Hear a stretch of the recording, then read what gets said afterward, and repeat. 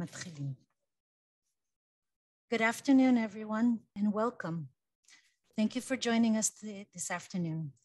We will start our evening with two songs in the Serbian language performed by Miss Marina Tušić and accompanied by the clarinet player, Mr. Jakov Miron. Marina, please open your mute and you're welcome to start.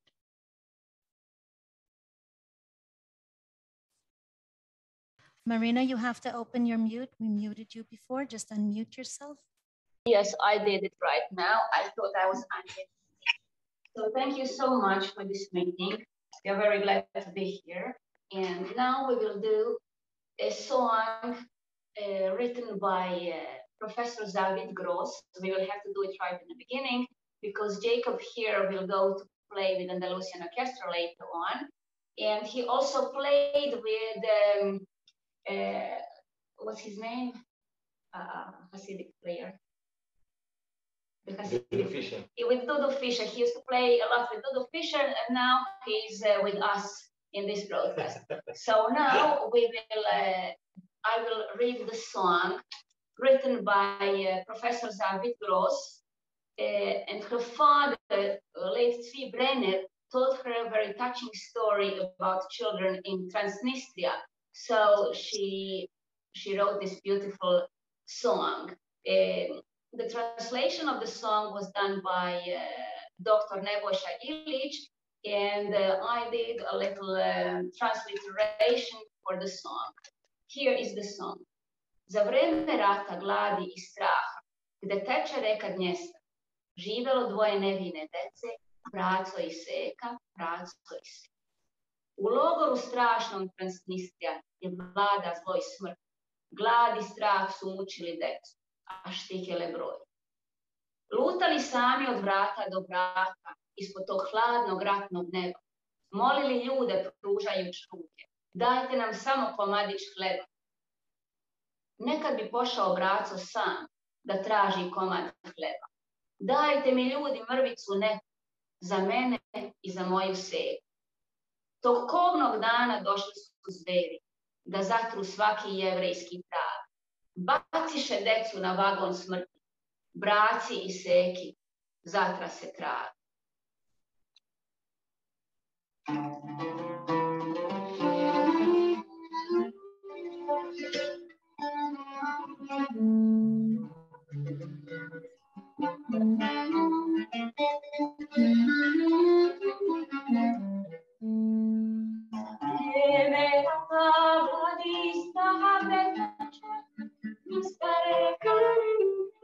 Živelo dvoje nevine dece, braco I seka. U logoru strašnog Transnistrija, gdje vlada zlo I smrt. Glad I strah su mučili decu, a štikele broj, a štikele broj, a štikele broj. Ashtikele broik, ashtikele, ashtikele. Dali sami od vrata do vrata, molili ljude, pružajući ruke, dajte nam samo komadić hleba.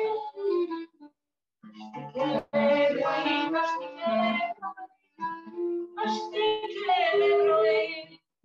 Ashtikele broik, ashtikele. Nekad bi došao braco sam, da traži komad hleba. Dajte mi ljudi mrvicu neku, za mene I za moju seku. Ashtikele broik, ashtikele broik. Ashtikele broik, ashtikele, ashtikele. Tog kobnog dana došli su zveri da zatru svaki jevrejski trag. Baciše decu na vagon smrti, braci I seki, zatra se trag. Ashtikele broik, ashtikele broik. Ashtikele broik,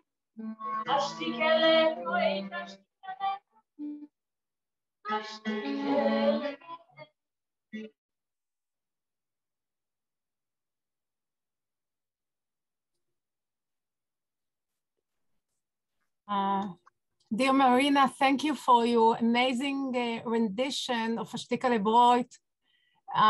The song has been translated into 21 languages and had many different performers, but your performance this afternoon was one of the most outstanding and moving. Your interpretation of the words and singing of the song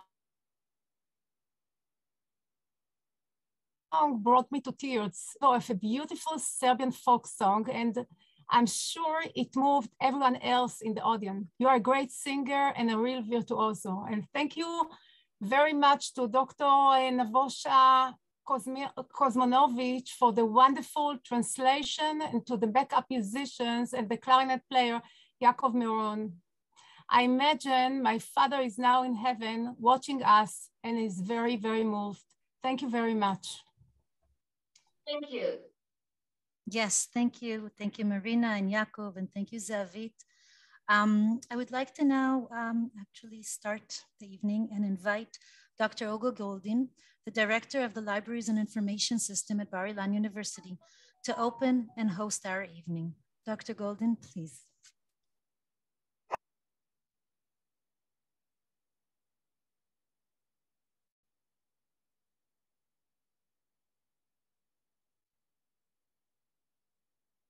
Dr. Goldin, would you please open your microphone?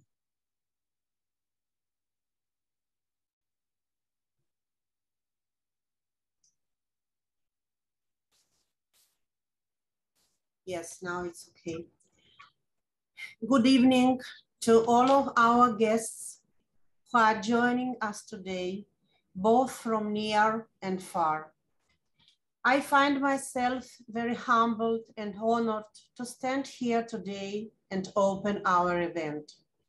This week, the world commemorates the International Holocaust Memorial Day, 77 years since the liberation of Auschwitz. And in honor of this, and in commemoration of the 80th commemoration of the razzia of the Jews and Serbs of southern BaČka, we are here to celebrate the launching of the English edition of the book, Deportation of the Jews of BaČka in 1944, published Novi 2021. The book was published as a joint project by the Archive of וויבודינה in Serbia and the Salvan Gelder Center for Holocaust Research and Instruction from the Faculty of Education at Bar-Ilan University, and with a scientific introduction by Professor Zavit Gross. Before we start, I would like to invite Rabbi Shlomo Shefer, Campus Rabbi, and Dr. Rachel Shelley Levi-Drumer, the Secretary of Academic Affairs of Bar-Ilan University. Dr. Levi-Drumer was born in Macedonia. She is second generation to families from Serbia and Macedonia. She is active in promoting the memory of the untold history of the Balkans Jewish communities. And Rabbi Shefer will say a memorial prayer, and Dr. Levi-Drumer will light a candle in memory of the many victims.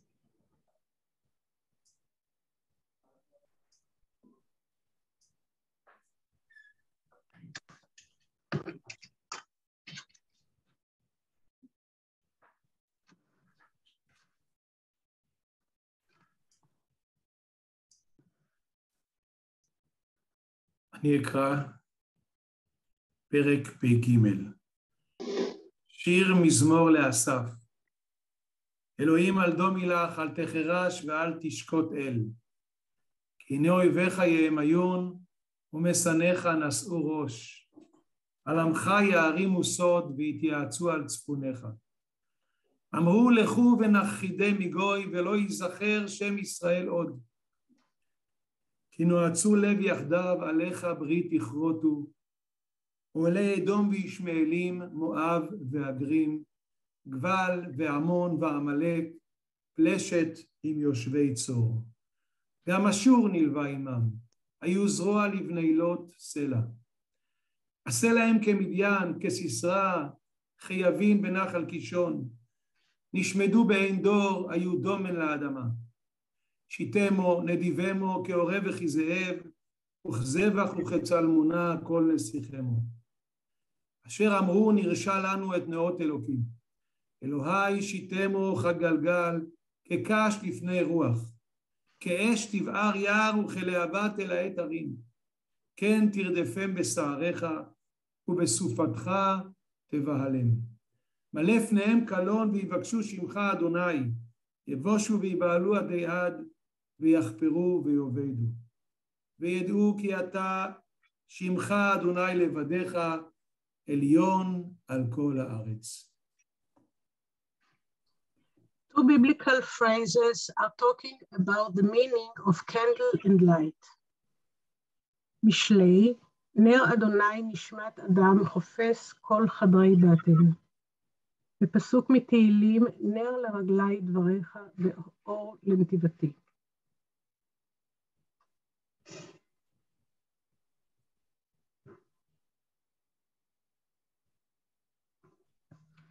The light of the memorial candle is symbolizing the light of the souls murdered by the Nazis. This is the light that we take with us to lighten our way of building a better future for our society and for the whole world. Nekajvečna slava žrtvama nacističkog terora u Bačkoj i u celoj Evropi. Jehi zichram baruch.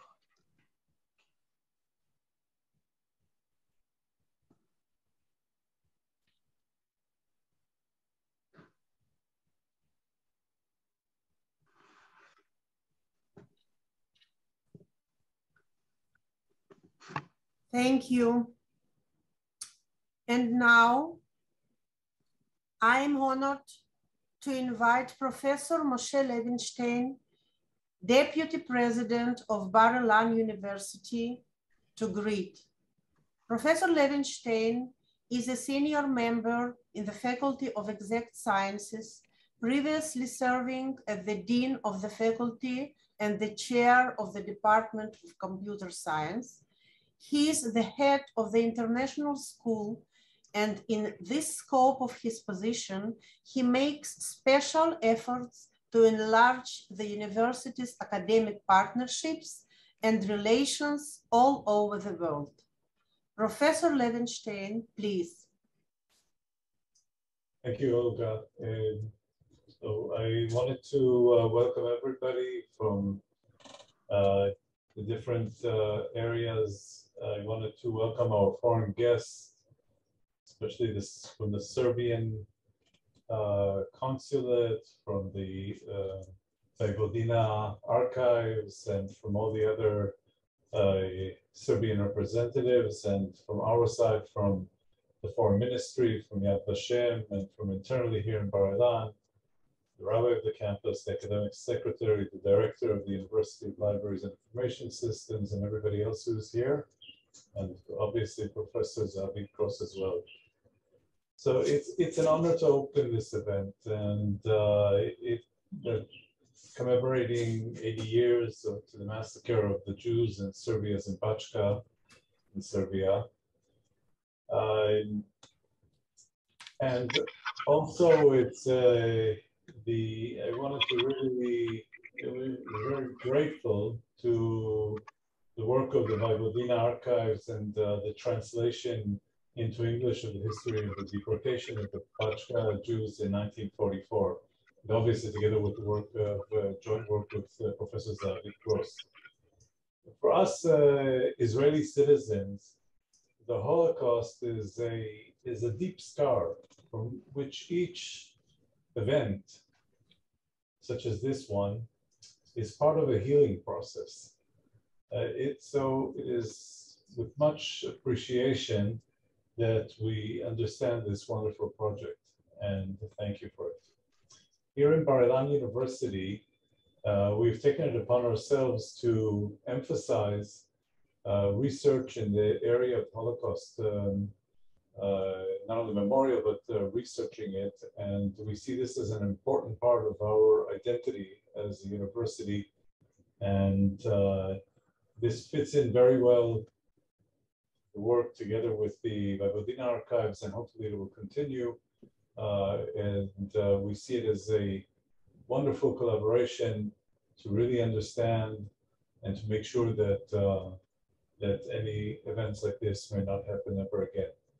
So I want to thank you everybody for coming, and hopefully this will be a wonderful event starting many more. Thank you. Thank you so much, Professor Levenstein, for your talk. Yair Lapid, Israel's Minister of Foreign Affairs, and his family have a special connection to the subject of today's event. The author, Mrs. Shulamit Lapid, honors us tonight with her presence, and I thank you very much. We will listen now to a special short recording of the Minister of Foreign Affairs, Yair Lapid, where he explains this special connection. The recording was sent personally to Professor Zavid Gross, head of the Salvan Gelder Center, especially for this event, and she will refer to this special gesture later this evening in her lecture.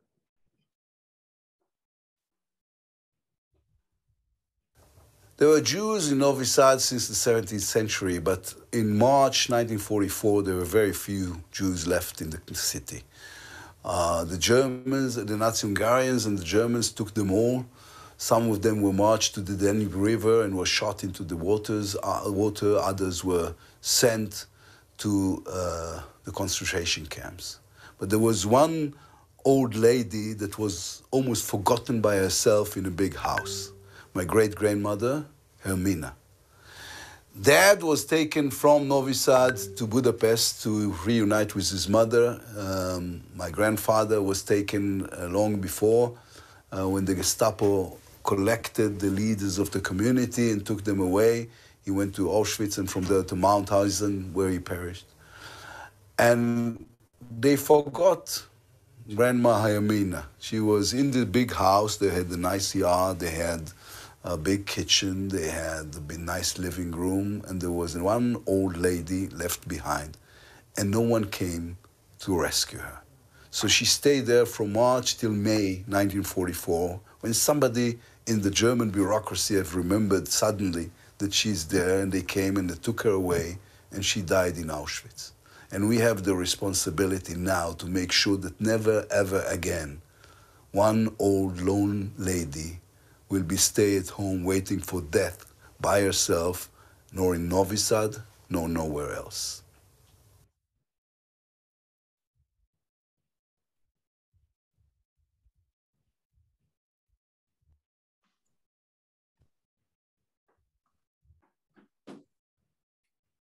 This personal and very touching story of Lampel family is the story of so many who are portraited in our book and in the archive. And to tell us more about this project, I am excited and so very honored to introduce Dr. Nebojša Kuzmanović, our special guest from Serbia, who came to Israel especially for this event. Dr. Nebojša Kuzmanović studied philosophy at the Department for Serbian and Comparative Literature at the Faculty of Philosophy in Novi Sad. His PhD titled Serbo-Slovak Literary and Cultural Ties During the Romanticism Era, by which he earned his title as a Doctor of Literature. He was elected to be the first president of the Drustovo-Klanova Matice Srpska Bačka Palanka. He has been publishing many essays, reviews, and other social science work. He also wrote hundreds of articles from various social science fields and many important books. He received significant awards such as the Golden Badge of the CSC of Serbia and the Ministry for the Diaspora of Government of the Republic of Serbia, the annual award by the Society of Journalists of וויבודינה, Dmitry Frushik, and many more. In 2016, the Assembly of וויבודינה would name him the Assistant Secretary of Culture, Public Information and Relations with the Religious Communities. As of July 2018, Nebojša Kuzmanović is the Director of the Archives of וויבודינה in Novi Sad. Initiated numerous projects of the archives concerning the Jewish communities in וויבודינה, among which this very book. Dr. Nebojša Kuzmanović, please. Thank you. Vaše ekscelencije, poštovani članovi vlade Izraela, Ministarstva spoljnih poslova Izraela, חברים ממשרד החוץ הישראלי, המכובדים הנוכחים, poštovani ekscelencije Republike Srbije, dakle כבודים משגרירותה של רפובליקה סרביה בארץ, i gospodine Aleksandra Nikoliću, počasni konzule גם לקונסול כבוד של רפובליקה סרביה בארץ, poštovani profesori sa בר-אילן univerziteta, פרופסורים המכובדים מאוניברסיטת בר-אילן, posebno zadovoljstvo i zahvalnost što ste nas pozvali da danas u Izraelu predstavimo כבוד הוא לי מיוחד להציג את הספר הזה היום כאן באירוע שלנו. Jedinstvena je prilika da prikažemo rad i delatnost naše ustanove Arhiva Vojvodine. זאת הזדמנות מיוחדת ומבינה להציג את עבודתו של ארכיון וויבודינה, koja je druga po značaju i veličini institucija u Srbiji. הוא מוסד שני בחשיבותו מסוג זה ברפובליקה של סרביה. Arhiv Vojvodine skoro obeležava 100 godina za nekih 5 godina. בעוד כ5 שנים הארכיון של וויבודינה יציין 100 שנים מאז היווסדו. A to je privilegija da ustanove traju toliko vremena. ללא ספק זאת פריבילגיה שמוסד מסוג זה בר קיימא ומגיע ליובל שכזה. U toj ustanovi mi čuvamo preko 45 miliona dokumenta. במוסד זה אנו משמרים למעלה מ-45 מיליון מסמכים. Među tim dokumentima nalazi se veoma veliki broj dokumenta koji se odnose na život i postojanje jevrejskog naroda na prostoru Novog Sada i Vojvodine. עם ישראל בשטחה של עיר נובי סאד, חבל וויבודינה וסרביה בכללותה. Preko 10 fondova se nalazi u arhivu Vojvodine koji se odnose na jevrejski narod. למעלה מ10 כרכים המרכזים נמצאים רק על עם ישראל בארכיון וויבודינה. I sve su to značajni fondovi, ali su najvažniji ovi koji se odnose na stradanje Jevreja u drugom svjetskom ratu. מדובר כמובן בתוצר משמעותי, אבל אנחנו נותנים דגש מיוחד למה שהתרחש בתקופת מלחמת העולם השנייה והשואה. Tako da smo, smatrajući da je to veoma značajno, dohvatili smo se tog posla da ta dokumenta digitalizujemo, sačuvamo i publikujemo. היות ועמדתנו הייתה שמדובר בחומר יקר ערך ויקר לנו מכל בחינה, החלטנו להכין את עבודת דיגיטליזציה, עריכה ולהציג אותו לציבור רחב. Ovu smo knjigu objavili u saradnji sa בר-אילן univerzitetom. את הספר הזה, את המהדורה הזאת, פרסמנו בשיתוף פעולה עם אוניברסיטת בר-אילן. A dokumenta digitalizujemo u saradnji sa יד ושם, centrum יד ושם. כאשר המסמכים עוברים דיגיטליזציה בשיתוף פעולה עם מרכז יד ושם.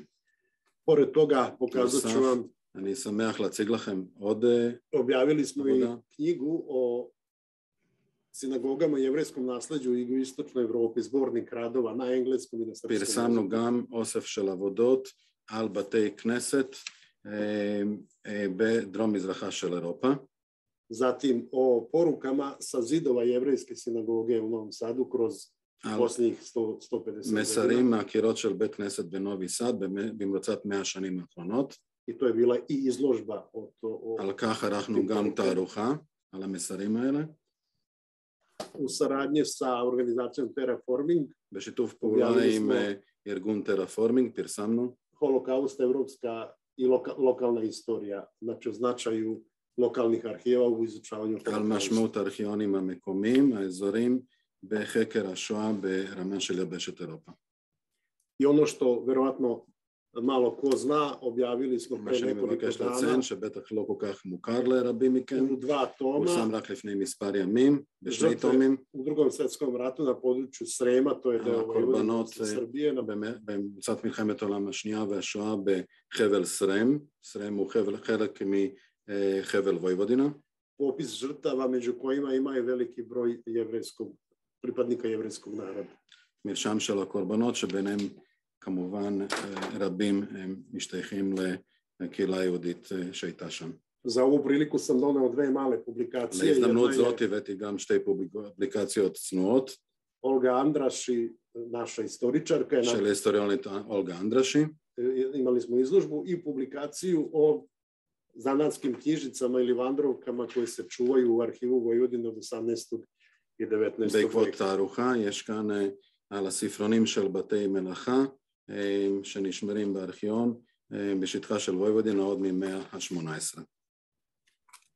Doneo sam preko 50 tih יש לנו כאן 50 קטלוגים הצנועים. I na kraju smo priredili ולבסוף גם ערכנו Radovan Sremac, naš saradnik istoričar, je pripremio jednu malu השותף publikaciju שלנו רדובן סרמץ שהוא היסטוריון בעצמו, הוא הכין פובליקציה קטנה o porodici Lampel על משפחת למפל לפיד, koja govori o postojanju te porodice i o njenom stradanju. שמספר על תולדותיה של המשפחה, קיומה באזור עד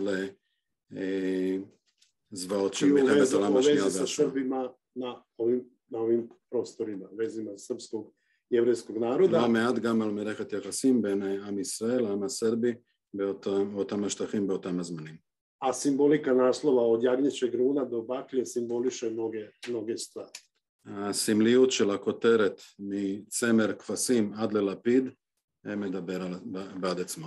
Dakle, arhiv Vojvodine כלומר, ארכיון של וויבודינה nekoliko godina je potpuno posvećen istraživanju i čuvanju dokumenata o jevrejskom narodu na prostoru. הוא מחויב לא רק לשימור, אלא גם לחקר של כל המסמכים הנמצאים בו, העוסקים בתולדות עם ישראל בשטחה של וויבודינה. Mi to radimo zato što je to naša zakonska obaveza, ali i više od toga. אנחנו עושים זאת לא רק מפני שזאת חובתנו החוקית, חובתנו התעסוקתית, אלא בגלל שאנחנו מרגישים מחויבים לנושא. Zato što smatramo da moramo da ceo svet mora da ima poseban odnos prema stradanju jevrejskog naroda koji je najnapaćeniji narod u svetskoj istoriji.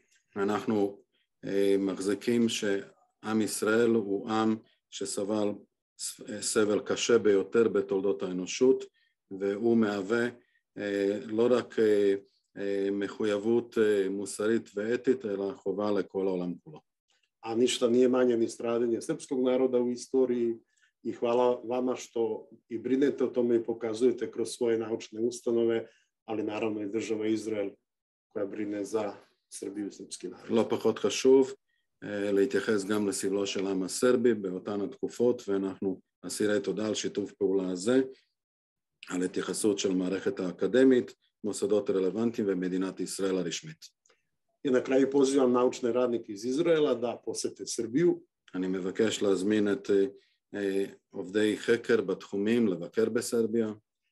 I da posete Novi Sad koji je pre nekoliko dana postao evropska predstavnica kulture, tako da... ובתוכה את עיר נובי סאד, שלפני מספר ימים הפכה לבירה אירופאית לתרבות לשנת 2022. To je kuriozitet jer je to prvi grad koji nije iz Evropske unije, koji je postao evropska predstavnica kulture, i kada dođete da posetite arhiv Vojvodine. הדבר המיוחד בכך שעיר ראשונה מחוץ לאיחוד הפכה לבירה אירופאית לתרבות, סיבה נוספת להזמין אתכם לבוא ולבקר בנובי סאד. I pozdravljam vas uz naš tradicionalni pozdrav, budi dobar gost, a još bolji domaćin, tako da ćemo vas rado ugostiti. אני מבקש לבסוף לברך אתכם בפתגם המסורתי שלנו, תהיה אורח יקר, אבל מארח עוד יותר טוב. תבואו, תהנו מהקבלת פנים החמה. שלום. Thank you so much, Dr. Kuzmanovic, for your very touching words and for very impressive description of archive activities. And we are also very proud to have the book in our library's collection. And congratulations with the announcing of Novi Sad, the cultural capital of Europe for 2022. It's very impressive. Thank you very much, and thank you for coming to Israel, of course. Now I'm pleased and honored to invite Ambassador Dan Orian, the head of the Balkan desk at the Minister of Foreign Affairs. Dan Orian holds an MA in Russian Studies from the Faculty of Humanities at Hebrew University of Jerusalem. He served as the ambassador for North Macedonia, a non-resident, for the last 7 years until just recently.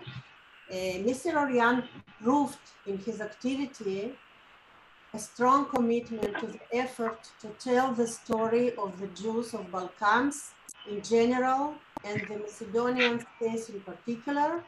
Ambassador Orian, the stage is yours. Thank you very much. It's a pleasure to be with you today.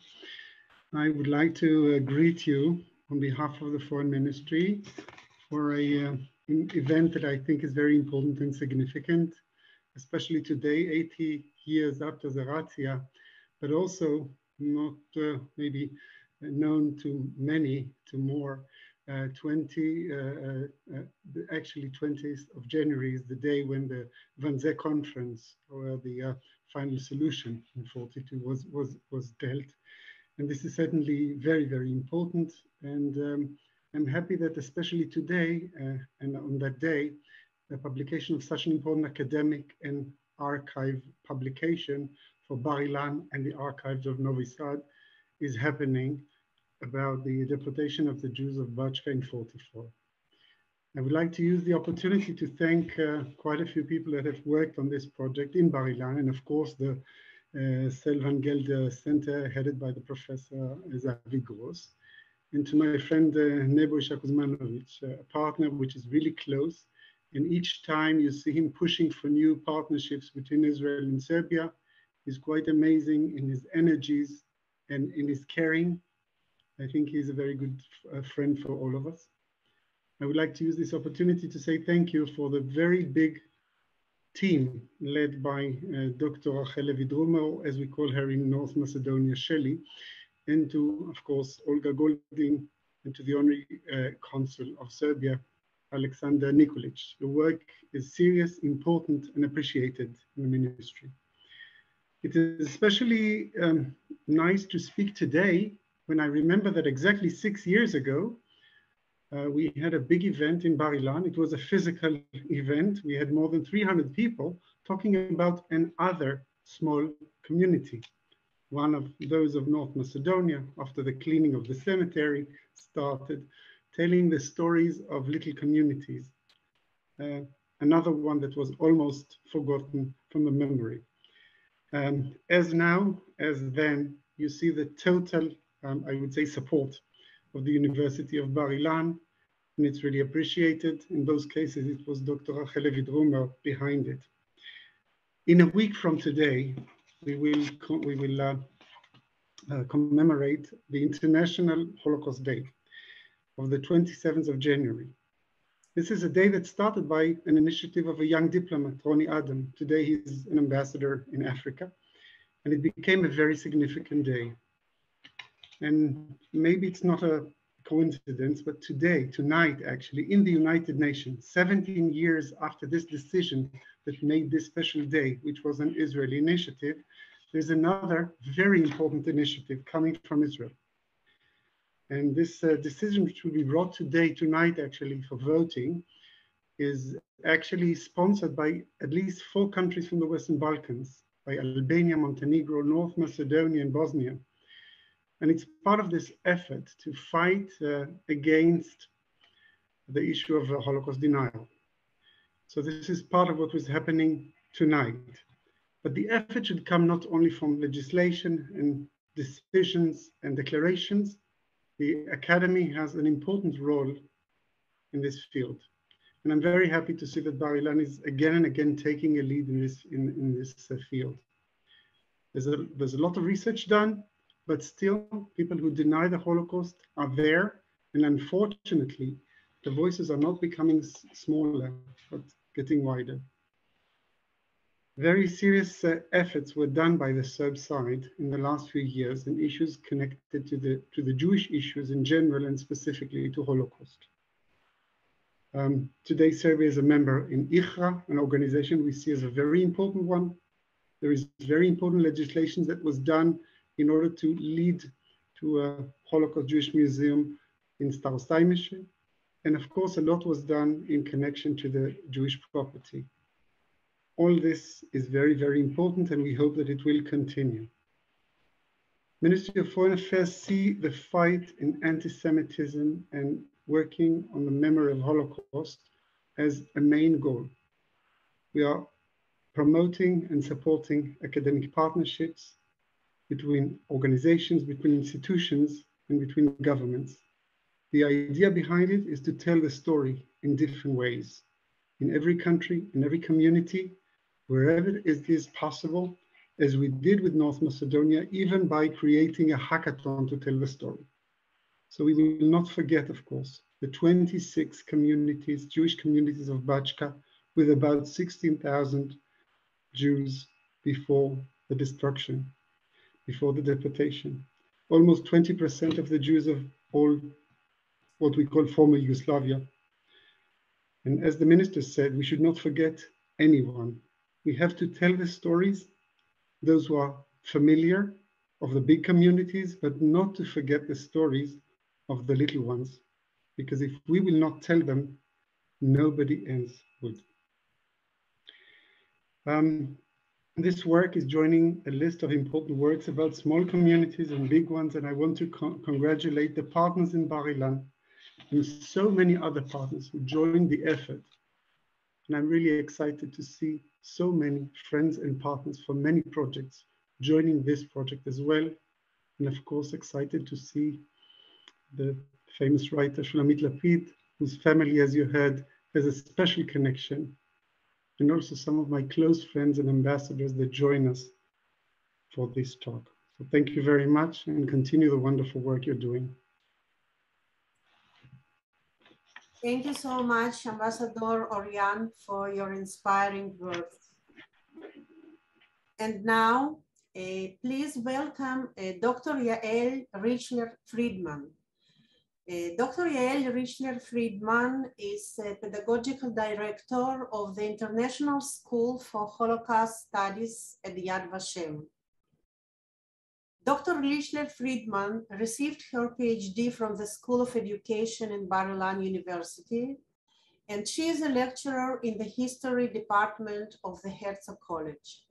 Dr. Richler-Friedman has won the Van Gelder Center for Holocaust Literature and Education Prize of the year 2015 and the scholarship from the International Research Center in Yad Vashem at 2018. Dr. Richler-Friedman, please. Shalom, everybody. I would like to thank the Van Gelder Center and Professor Zavit Gross in the head, Dr. Rachel Levi-Drumer, Miss Olga Goldin, Mr. Nikolach, Dr. Kosmanovich, and Mr. Borsach. The project that we are celebrating today is creating the solid and constructive discourse and research about the Holocaust that needs about the Holocaust needs that the Holocaust needs. I'm sorry.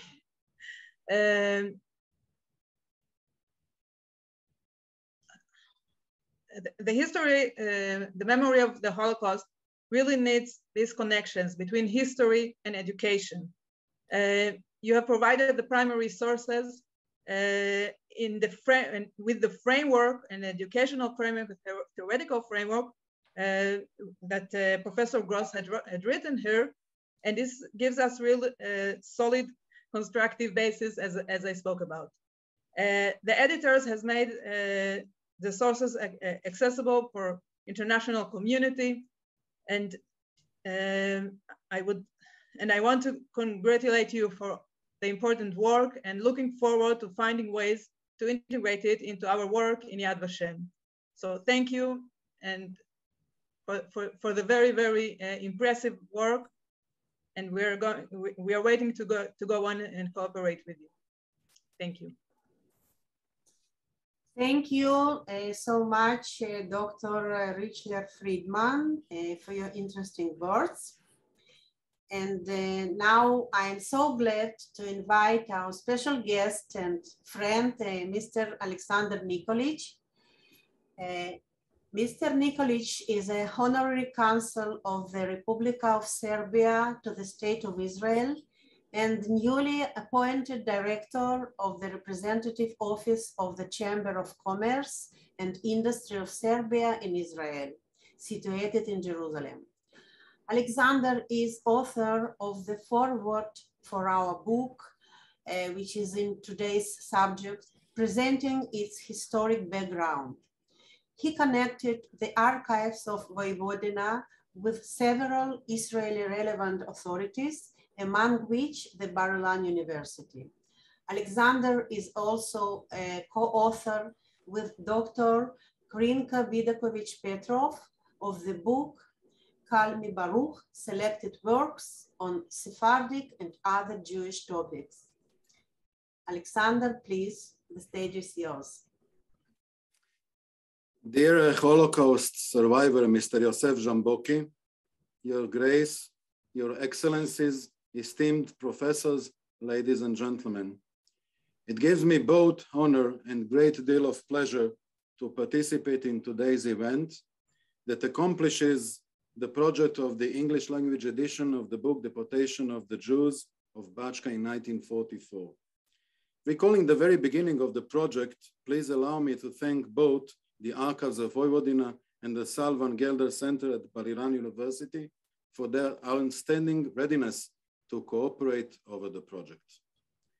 Many years ago, a famous Serbian writer of the Sephardic origin, Dear David al-Bahari, said that in spite of thousands of scientific researches and even more creations in all fields of art expressions over the Holocaust, we still have no answer on such a simple question. How could this have ever happened? This indeed is the most worrying thing. For that reason, exactly, we got archive activities undertaken by prominent scholars that stand as they are, leaving us with no words once again. I'd like to share just one sequence deriving from my personal involvement in this very English language edition of the book. Prior to providing a historic background to what happened in 1941 throughout the crushed Kingdom of Yugoslavia, and in particular in the region of BaČka, prior to the World War II and the Holocaust, I learned properly the already existing Serbian edition of the book.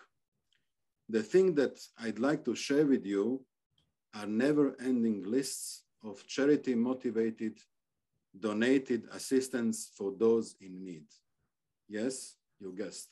I'm talking about the pieces of furniture, clothes, cutlery stolen from the Jews that were just deported on their way to that camp.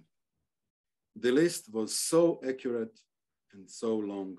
Yet another page, yet another counting, yet another family of pieces. I shall never forget this list, and we shall all invest the very best of our capabilities in order to contribute to the Holocaust research, educational work, commemoration activities, and finally the works of the museums. For that, I am thankful to the Archives of Woivodina. Hvala, toda raba.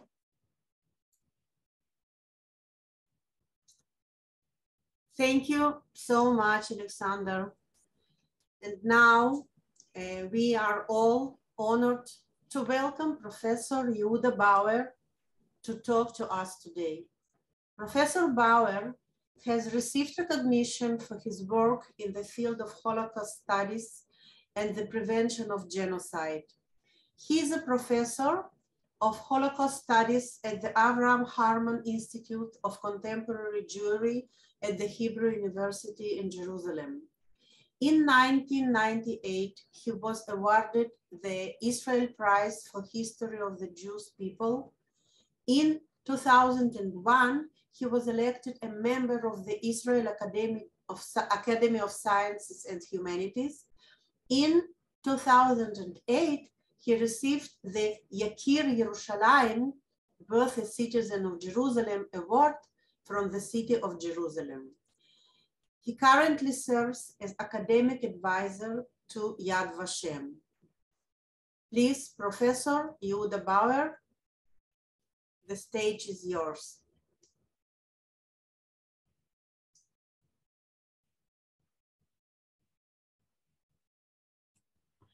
Thank you very much. We are remembering today, as we all know, the 80th. Professor Bauer, would you like to open your camera? Can you hear me? Yes, but we cannot see you. Just a moment. Okay. Now you can see me and hear me. Sure. Okay. Today's the 20th of January, which is the date on which, the day on which in 1942, the so-called Wannsee Conference was held, which discussed the details of the annihilation of the Jewish people in Europe, something that had been decided upon before. But this was a kind of a administrative and bureaucratic stamp on what had been decided and how to implement the decision. Now, what emerges very clearly, not only from the Wannsee Conference, but from many other events and conferences and documents that the Nazis left behind, is that obviously the extermination of the Jewish people in Europe was a German project. It started in Germany. The ideology was developed in Germany. The chief perpetrator, of course, was Germany, Nazi Germany, in different ways, in the SS, the army, the bureaucratic structure, and so on and so forth.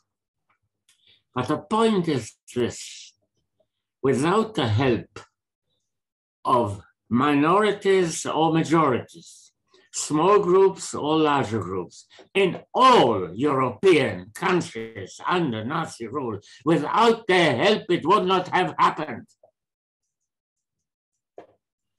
So the question, the research question, or one of the research questions, because there are many more, that we are facing today is to develop an understanding of the relationships between the different nationalities and ethnic groups and religious groups and so on and so forth, and their Jewish neighbors before and during the Holocaust, and in a certain sense after the Holocaust as well.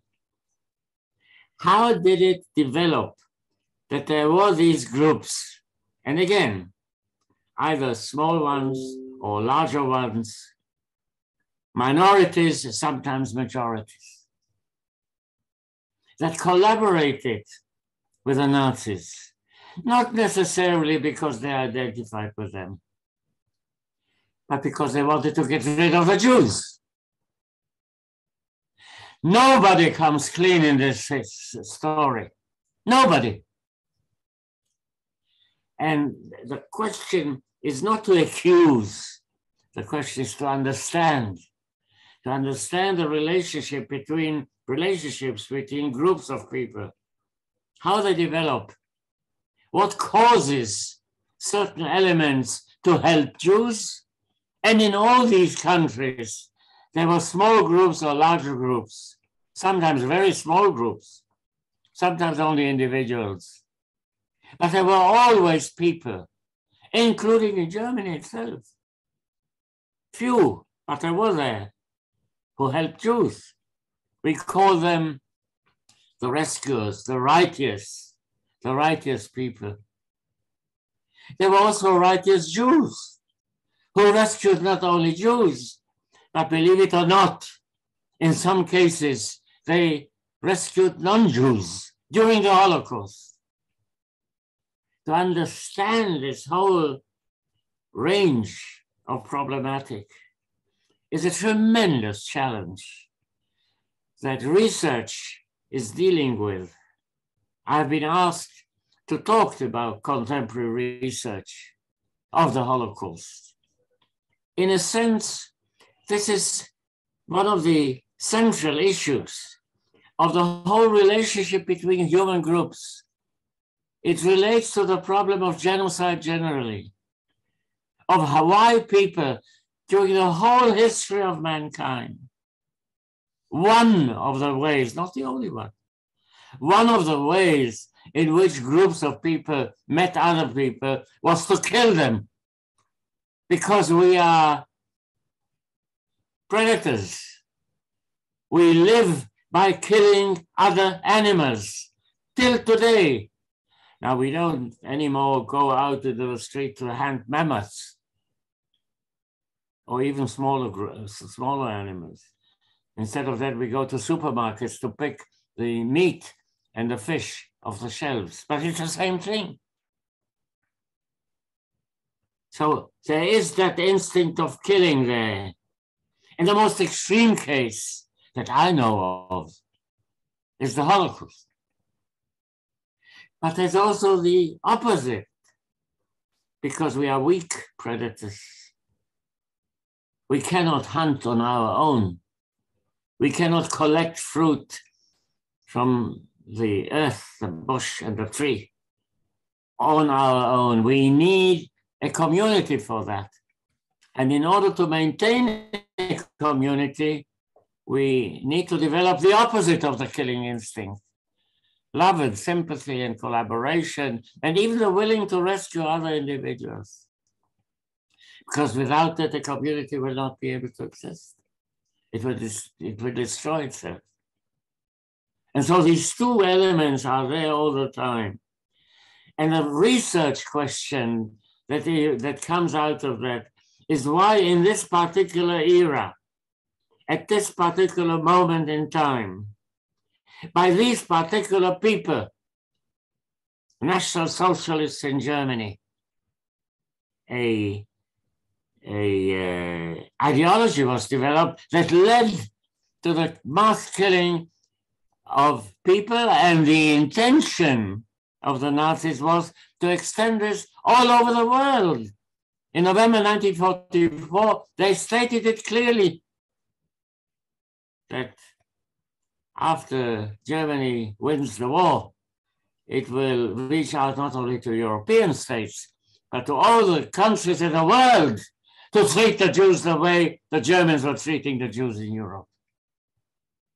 So it's a universal thing. It's a universal genocide. And it is related to other genocides, but it's different.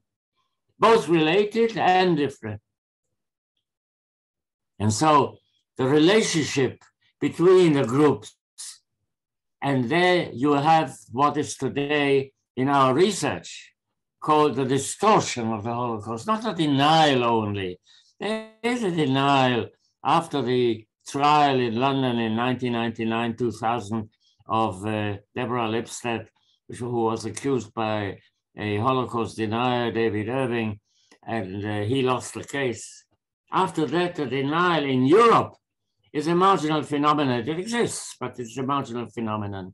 The distortion is the problem. What is distortion? distortion is to use partial truth, because the distorters don't deny that the Holocaust happened. It's not Holocaust denial, but they distort the situation in order to say the Germans did it, not we, whoever the we are. They did it, not us. Now, they did it.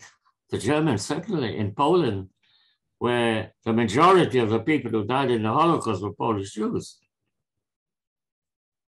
Sure, close to 3 million Polish Jews were killed by Germans in German camps, in German-occupied Poland, not by Poles. But there was 6 or 7% or thereabouts of Jews who managed to escape the trains that led to the extermination camps, or to forced labor camps, was ultimately more or less the same thing. And they could only hide among their Polish neighbors. And the same applies to other countries. Now, how did these neighbors behave? And when today you have nationalism rising all over the place, not only in Europe, all over the place, saying we are different, we are much better than all the rest. And we are fine, we are pure. We didn't do it. And then in the case of Poland, it's Polish historians, Polish researchers who tell us that's not true. Because the numbers are disputed. It could be around 200,000 Jews who died as a result of being delivered to the Polish police that collaborated with the Germans, or to the Germans themselves, or were killed by Polish peasants and other Polish people, and rescued, some of them, by Polish people. And it's a complicated thing, you see, that nationalist memory distorts the Holocaust in order to fortify itself, to say we are wonderful, we are terrific. As I said, nobody comes clean in this story. Nobody at all. Not even we, the Jews. There were Jewish collaborators. I'm not referring to the Jewish councils. They were forced by tremendous force. I'm referring, for instance, to a group of Jews in the Warsaw Ghetto who collaborated with the Germans, the so-called Trzynastka, the 13, because that's the number of the house in which, on Leszno Street, in the Warsaw Ghetto, where they congregated.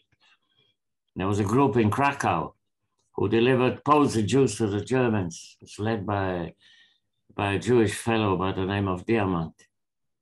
So nobody comes clean, because the human response to extreme situations is extreme, one way or the other. Tremendous heroism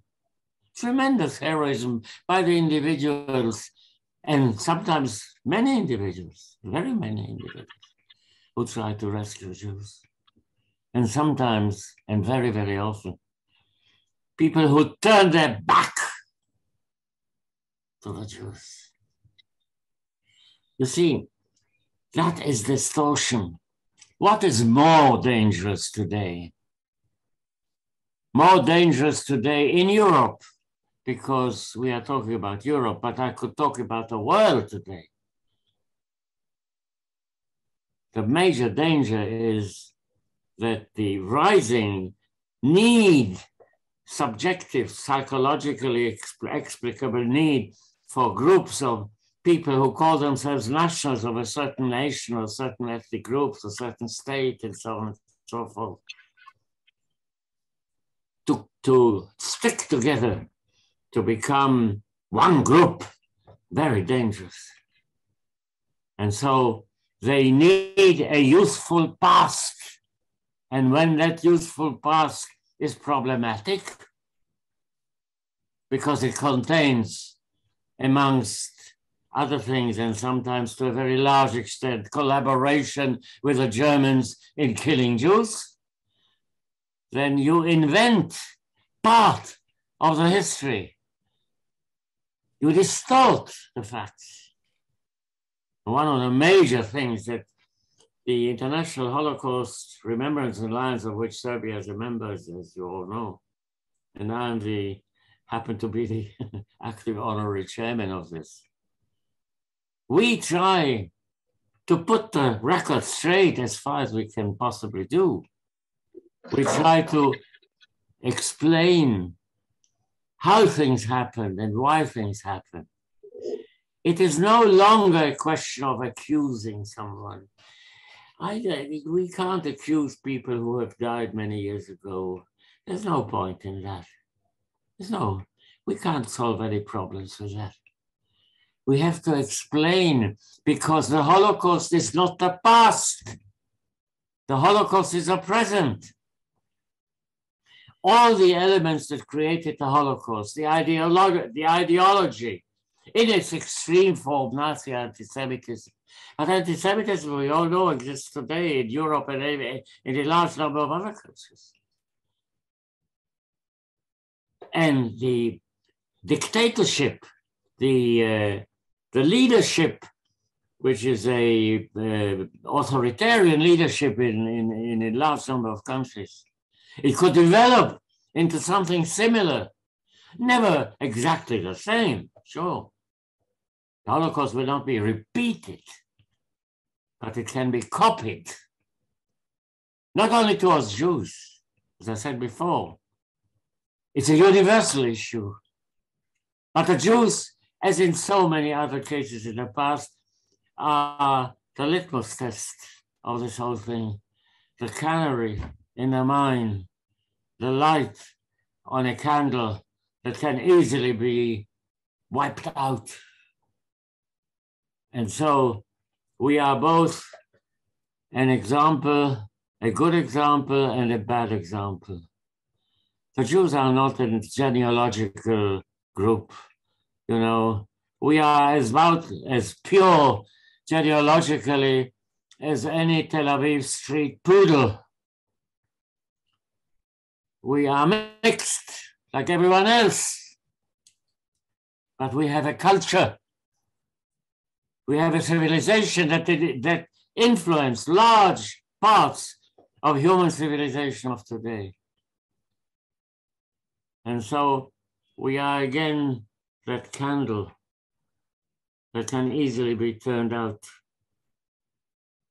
And Holocaust research is a research of the past in order to enlighten the present, in order to inform, hopefully, possibly, no guarantee, the future. We have to try our best not to be good, that's impossible, but to be slightly, just slightly better than before, slightly better.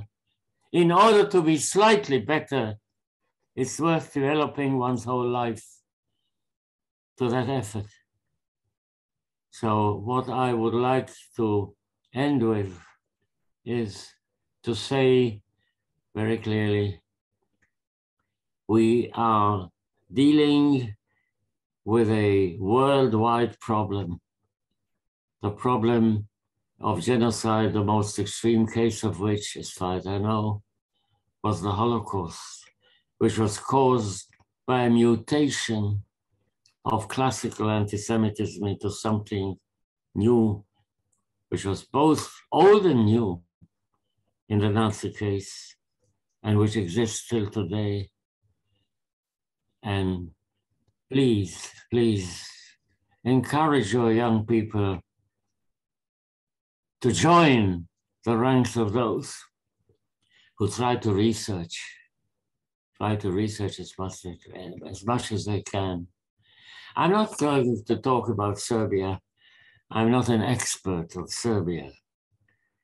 But Serbia is such a good example for all that I was saying. The good and the bad, the positive and the negative, the way that the human relationships develop within Serbia, between Serbs and Serbs, between Serbs and others. A proud nation, sure. It depends how you see your past, how you develop your attitude to the past in as objective a way as possible, in as friendly a way as possible, and then develop that friendship between your country or ethnic group or nationality and others. In this case, between Serbs and Jews, a small minority in Serbia. It's a very small minority, even before the Holocaust. But they were there, like they were there all over the place in Europe and in many other countries. So as we research, as we try to develop our understanding, we have to develop at the same time a humanistic, liberal approach that will try to overcome the negatives and emphasize the positives without denying that the negatives exist. That's not an easy case. That's not an easy thing to do. The Holocaust researchers, unfortunately, there are quite a number of them in many countries, including Serbia, are trying to do their best. Please join us. Thank you. Thank you, Professor Bauer, for your fascinating lecture. And now we will listen to the song Adio Querida, performed by Marina Tosic. Marina, I'm asking you to unmute your mic, please.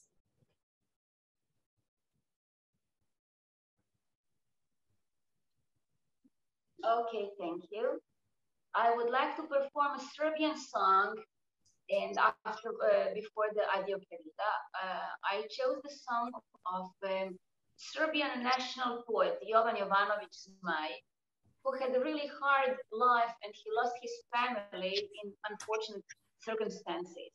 So this song actually has a touching point to our topic.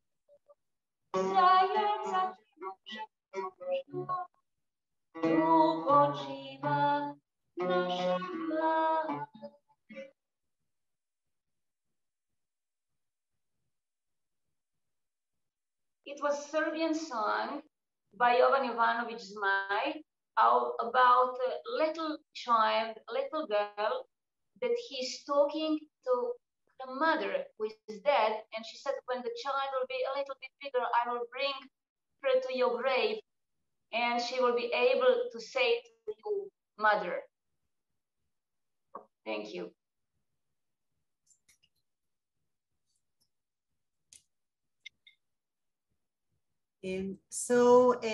Thank you very much, Marina. And now, joining us from Serbia is Mr. Alexander Bursac. Alexander Bursac graduated at the Faculty of Philosophy, works at the Archives of וויבודינה since 2008 as a senior archivist. So far, he has worked on 25 archival fonts and collections. Last couple of years, works intensively on the fonts F-183, Commission for Investigation of War Crimes committed by the occupiers and their collaborators in וויבודינה. He has worked on several projects of national, just a moment, I'm sorry.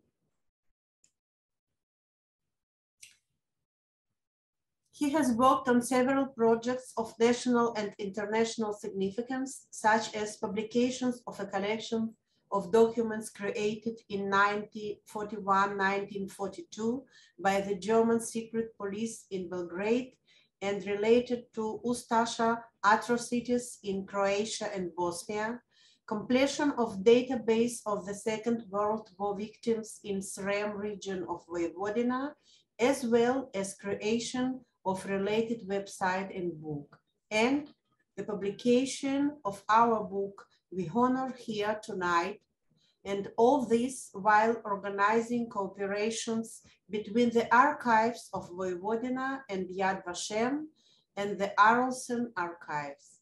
Please, Mr. Bursac. Thank you so much. I am very excited and honored to be here. I prepared a little presentation in order to get acquainted everyone to our book. So I will start it in a second.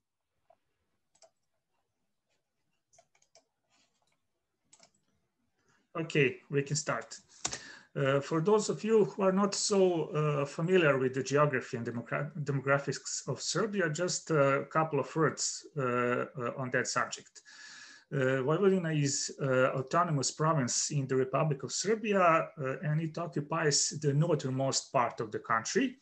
It's multi-ethnic and multicultural, and although Serbs are predominant in this province, there are also 25 ethnic groups, and that is the reason why Vojvodina actually has autonomous status, and its provincial administration has 6 official languages in use. Generally, about 2 million people live in the province. During the World War II, Vojvodina was partitioned between 3 occupational forces. BaČka, which is on this map shown in green, was annexed by Hungary. The region of Sirmia, which is here shown in yellow, was annexed by the independent state of Croatia, and the rest of Vojvodina, region of Banat, formally stayed inside the boundaries of occupied Serbia, but was effectively under the control of a local German minority. Total pre-war Jewish population in Vojvodina was almost 25,000 people, and of that number, almost 86% were murdered in the Holocaust. As for the region of BaČka itself, the total pre-war Jewish population was something more than 60,000. 84% was murdered in the Holocaust. So from this data, you can clearly see that the Holocaust in Vojvodina was unprecedented crime, because never in the history of province happened that during the wars, one of its ethnic community was almost totally annihilated.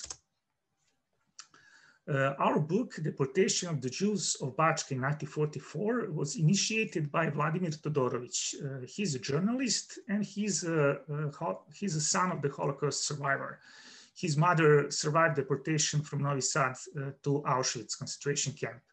He's also president of the Danubius Association. Publication of the book was warmly supported by Dr. Nebojša Kuzmanović, director of the Archives of Vojvodina. Firstly, by publication, we intended to commemorate the victims and mark the 75th anniversary of the deportation. The book was edited by Vladimir Todorović, myself, and Petar Đurđev, and technically it was supported by the Archives of Vojvodina staff. Serbian edition was published in cooperation with the Danubius Association, and partially it was funded by the City of Subotica Assembly, and it was published in 2019. On the other hand, English edition was published in cooperation with the Van Gelder Center for Holocaust Instruction and Research, and it was supported by the Arlsen Archives from Germany. It was published in 2021. A few words about the composition of the book. The book begins with several introductory articles written by Professor Gross, Chief Rabbi of Serbia Isak Asiel, Ambassador Jaher Wilan, Mr. Dan Orian, Mr. Aleksandar Nikolic, and it is concluded with afterword written by Director Nebojša Kuzmanović. The central part of the book is consisted of three subparts: introduction, victims, and documents. Introduction was written by historian Petar Đurđev, director of the Historical Archives of the city of Novi Sad. Đurđev explained the historical context of the deportation, meaning occupation of BaČka by Hungarian troops in 1941, imposition of anti-Jewish laws, economic pressure on Jews and their isolation, escalation of violence against the Jews, and occupation of Hungary in March 1944, that is its general causes and immediate consequences in Vojvodina. Đurđev detailedly described all phases of deportation, and he massively cited the daily newspaper Nova Pošta, or New Post, which was printed in Novi Sad in Serbian by the collaborationist. Đurđev did that in order to shed more light on how the deportation reflected in everyday life of non-Jewish citizens. Also, Đurđev in the introduction cited the documents of post-war authorities who investigated the deportation. The second part of the book is dedicated to victims. It was edited by Vladimir Todorović, and it begins with the clarification of Mr. Todorović about what is so far done in identifying victims of the deportation. Vladimir Todorović also describes sources and methods used in this book. English edition contains a list of 5,388 victims. Original list, which was composed by Vladimir Todorović for Serbian edition, was in English edition corrected and expanded by Ildiko Mergeš, senior archivist at the Archives of Vojvodina. Each victim is represented by the last and the first name, the profession, year of birth, and place of residence. Names of persons and places were transcribed according to their original form by Ildiko Mergeš and Olga Ungar from Yad Vashem. The list is not complete, but the purpose of this list is to show dedication to victims, to pay tribute to them, and to spur further researchers in order to identify more victims of the deportation. Third part of the book is dedicated to documents. This part of the book was based on archival records held in the Archives of Vojvodina archival fonds or collection F183. That archival fonds contains documents made by the Commission for Investigation of Crimes committed by the occupiers and their collaborators in Vojvodina. So this part of the book is consisted of 3 chapters: introductory story, occupiers' documents, and survivors' testimonies. In introductory story, I tried to describe history, organization, and competencies of the commission who created and collected documents held in the fonds and used in the book. I also described history and structure of the fonds itself, and I tried to point at series of documents containing the Holocaust and specifically the deportation-related documents. I analyzed the quantitative quality of those documents and described the methods used in identifying documents used in this book. In the second chapter of the third part of the book, we were dealing with documents of occupational authorities. Those documents were translated from Hungarian into Serbian by Ildiko Merges. Ildiko Merges also wrote a concise analytical description of 12 files.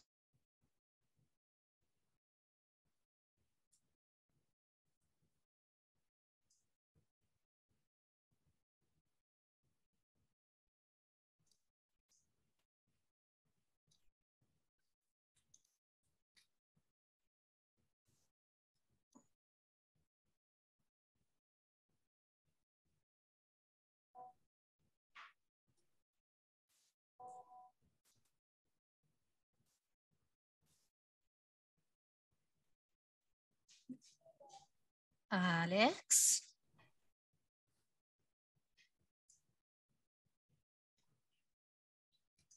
I think we have a problem. Dr. Borsak? Yes, I think we might have lost Dr. Borsak. I think he might have fallen. Yeah.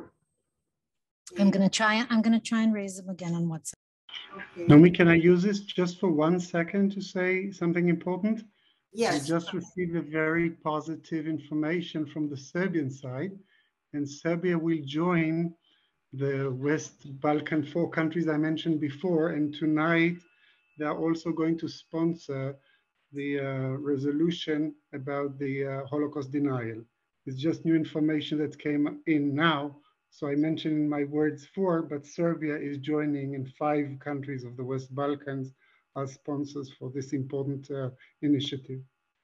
Oh, such timing.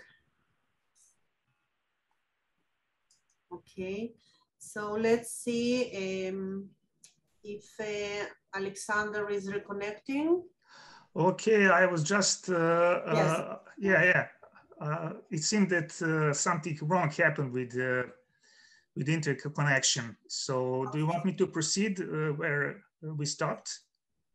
Sure, just a moment.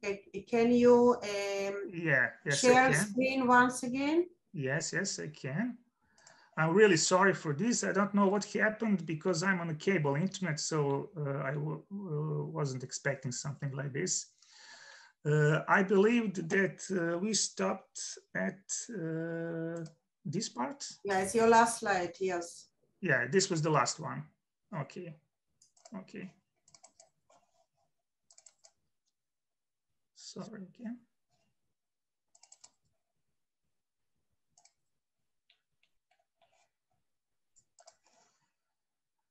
Okay, I will try again. Something wrong is happening here. Okay.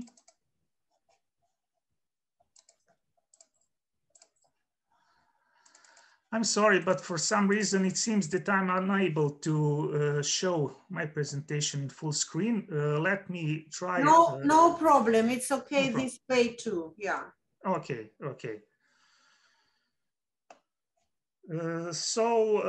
Like I said, we were, the last chapter of the third part of the book was dedicated to testimonies of the survivors. There are 62 of those testimonies, and they are recorded just after the war. They are documents which represents personal experiences of the victims, and they give us more light on what really happened during the deportation. Our idea was to confront those documents to occupiers' documents and to illustrate from the one side the cold perspective of the perpetrators, and from the other side to described how victims himself actually felt and what they suffered during the deportations. So that's actually the end of my presentation. And once again, I'm really sorry for these technical problems. I didn't expect them. I hope, in spite of that, you understood what is the structure of the book. Thank you all.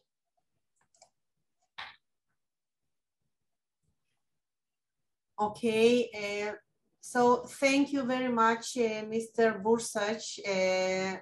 A special thanks for your effort to join us today. And thank you for so interesting and detailed story. And now, please welcome Professor David Gross. Professor Gross specialized in education in the fields of Holocaust, religions, multicultural and intellectual education, intercultural education, human rights, and peace education. She is the head of the Saul Van Gelder Center for Values Education, Tolerance and Peace, and chairholder of the UNESCO Chair in Education for Human Values, Tolerance, Democracy, and Peace in the Faculty of Education at Bar-Ilan University. She published extensively in top international journals and is invited to lecture in top leading universities worldwide. She was the president of the Israeli Society for Comparative Education and is an honorary research associate at the University of Sydney. She won prestigious grants and awards for her effort to conduct a research on Holocaust education. Professor Gross, please, the stage is all yours. Thank you very much, Olga. Thank you very much. I would like to welcome Dr. Bas van Gelder from the Netherlands, the sponsor of the Saul Van Gelder Center. Welcome, Bas, and thank you for joining us in our conference. And I also want to thank Professor Yehuda Bauer for the most important, wise, thought-provoking, and inspiring lecture. You are a role model for us, and I wish you all the best for many, many, many years. Ladies and gentlemen, the book, which is being launched this afternoon, has both personal and universal messages. And today, as the witnesses fall silent, we need more than ever to document and to remind the world of this abyss that mankind fell into during the Holocaust. I would like to let you know that as the head of the Saul Van Gelder Center, I wrote a personal and, of course, a professional letter to the Honorable Yair Lapid, Minister of Foreign Affairs, to inform him that I was deeply moved by the fact that we found the names of his family on the list in the book in page number 154. He asked to see it. And when I sent to him a photo of the page, he was deeply moved and promised to send a special recording for our book launch. Yesterday, I was touched when I received a telephone call that Yair Lapid stopped everything in order to record the message that he promised. When I opened the file, I was deeply moved that the Minister of Foreign Affairs would find the time in his busy schedule to send a special personal testimony about the deportation of his grandmother to Auschwitz. I really want to thank him for this special gesture. Let's watch the recording together again. I know that we have seen it, but there are many people in the audience who have not seen it. And then I would like to analyze it with you. So let's see it just for 1 minute.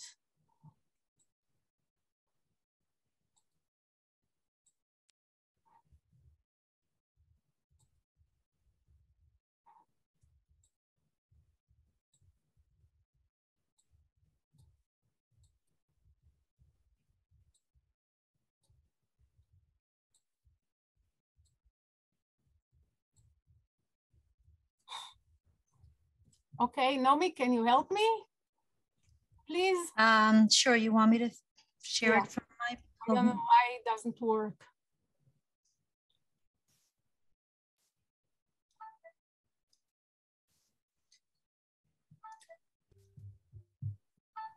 Can you see it? Yes. There were Jews in Novi Sad since the 17th century, but in March 1944, there were a few Jews left in the city. The Germans, the Nazi-Hungarians and the Germans took them all. Some of them were marched to the Danube River and were shot into the water. Others were sent to the concentration camps. But there was one old lady that was almost forgotten by herself in a big house. My great-grandmother, Hermina. Dad was taken from Novi Sad to Budapest to reunite with his mother. My grandfather was taken long before when the Gestapo collected the leaders of the community and took them away. He went to Auschwitz and from there to Mauthausen, where he perished. And they forgot Grandma Hermina. She was in the big house. They had a nice yard. They had a big kitchen. They had a nice living room. And there was one old lady left behind. And no one came to rescue her. So she stayed for when somebody in the German bureaucracy have remembered suddenly that she's there, and they came and they took her away, and she died in Auschwitz. And we have the responsibility now to make sure that never, ever again one old lone lady will be stay at home waiting for death by herself, nor in Novi Sad, nor nowhere else. Okay. Thank you very much. The testimony we have just heard is proof of how important our book that we are launching today is. Just as Yair Lapid's grandmother was forgotten, unfortunately, the deportation of the Jews of BaČka, the Jews of BaČka was also forgotten in the pantheon of the memory of the Holocaust. Yair Lapid has referred to this as he requests, please do not forget the story of my grandmother, so that no memory should be left behind. We could see how deeply Yair Lapid was moved and how he has constructed so beautifully the moral message of his personal story into a collective message of never again. As a second generation of Holocaust survivors, I can imagine how much psychological effort he needed in order to expose publicly his personal story. And we could see how he was emotional and how much it meant to him to speak about his family's story. Therefore, I truly appreciate this recording and thank him from the bottom of my heart. When we analyze deeply the testimony of Yair Lapid, we can see how this story relates to the concept of the political knowledge, of the concept of the politics of knowledge. For years, I have taught this concept to my students, but now we can see how it works in action. Knowledge is not neutral, and the distribution of knowledge is not, and the distribution of knowledge is not objective. The value of effect, a piece of knowledge, is not absolute, and its meaning derived from a socially dominant or marginal ideology, is reconstructed in the dynamic interaction of people with the school. Those who select this knowledge believe that it can serve their interests and strengthen their social status. Every educational decision is inherently ideological, rooted in a specific ideology. For this reason, schools should be wary of the notion that knowledge is objective or neutral. Knowledge has meaning and it depends on the context. The way knowledge is presented and the way people interpret knowledge is relational and contingent upon a wide range of personal and social factors that reflect definite interests and intentions.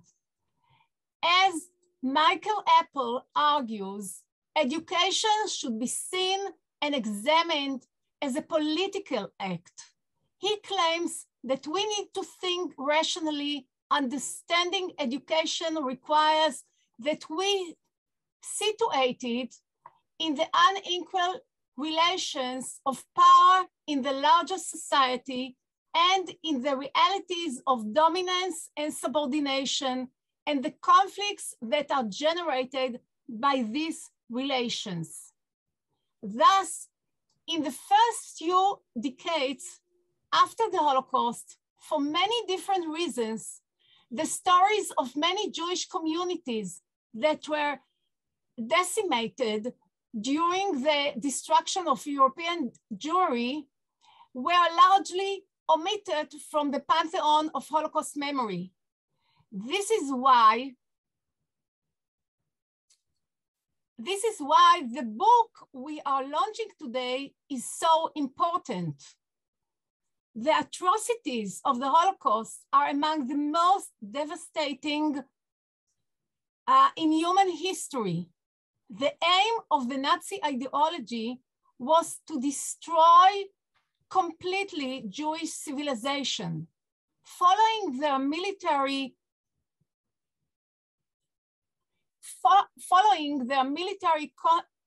conquests, they systematically turned various locations in Europe into mass murder and killing sites, while other sites where Jews were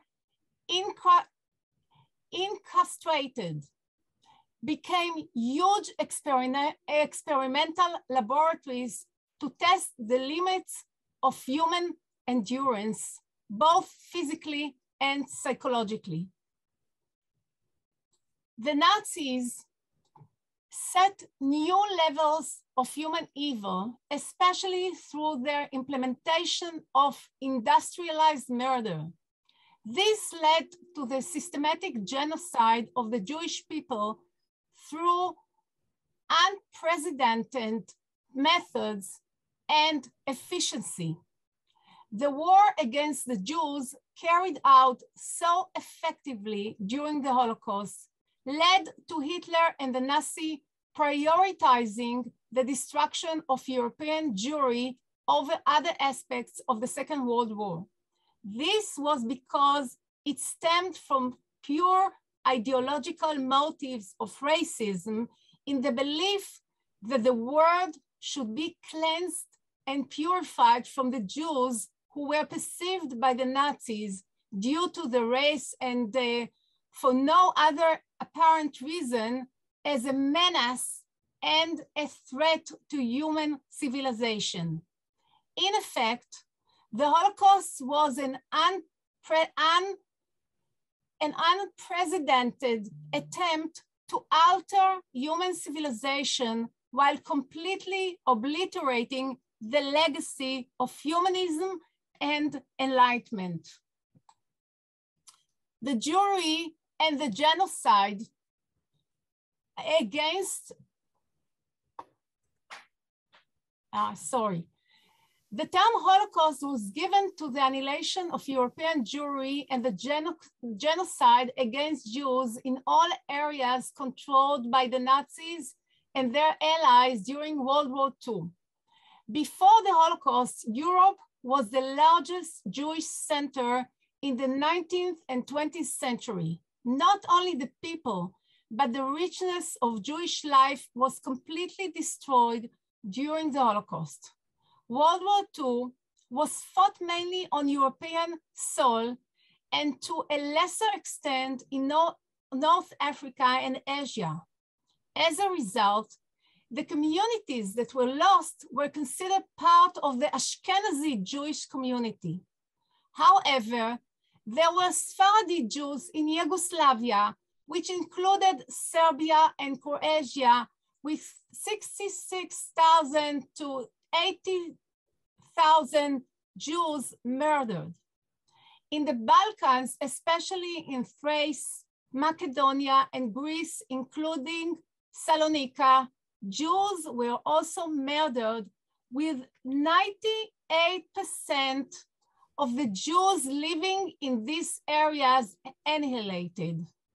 The Sephardi Jews in North Africa suffered from the Nazi conquest, especially in Tunisia, where concentration camps were established, but most were not deported to the death camps of Europe.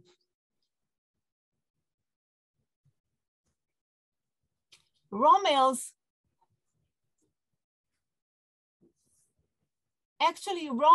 drive through North Africa was stopped at El Alamein before the German army could advance further into Egypt and Israel, the Eretz Israel, the land of Israel in the Mandate Palestine. On the BaČka, one of the Jewish centers in Europe was the Jewish community in BaČka, which had a vibrant Jewish life with a strong Jewish community and active Jewish institutions that created a Jewish culture which had its own unique features drawn from the characteristics of that part of Southeastern Europe, including its prayer style and other special cultural traditions, but it also had characteristics similar to those of Jewish institutions in other parts of the world. Following the imposition of direct Nazi control of the Honthi government in Hungarian and the German forces' entry into Hungary in March 1944, including the territories annexed by it, among which was BaČka Jews across the country, were hounded into ghettos. From May, they were deported largely to Auschwitz-Birkenau, where the majority were sent directly to the gas chambers. Within 2 months, almost 500,000 Hungarian Jewish were murdered. This was the fate of the Jewish community of BaČka. The Jews were deported and the majority murdered, with its members anyway.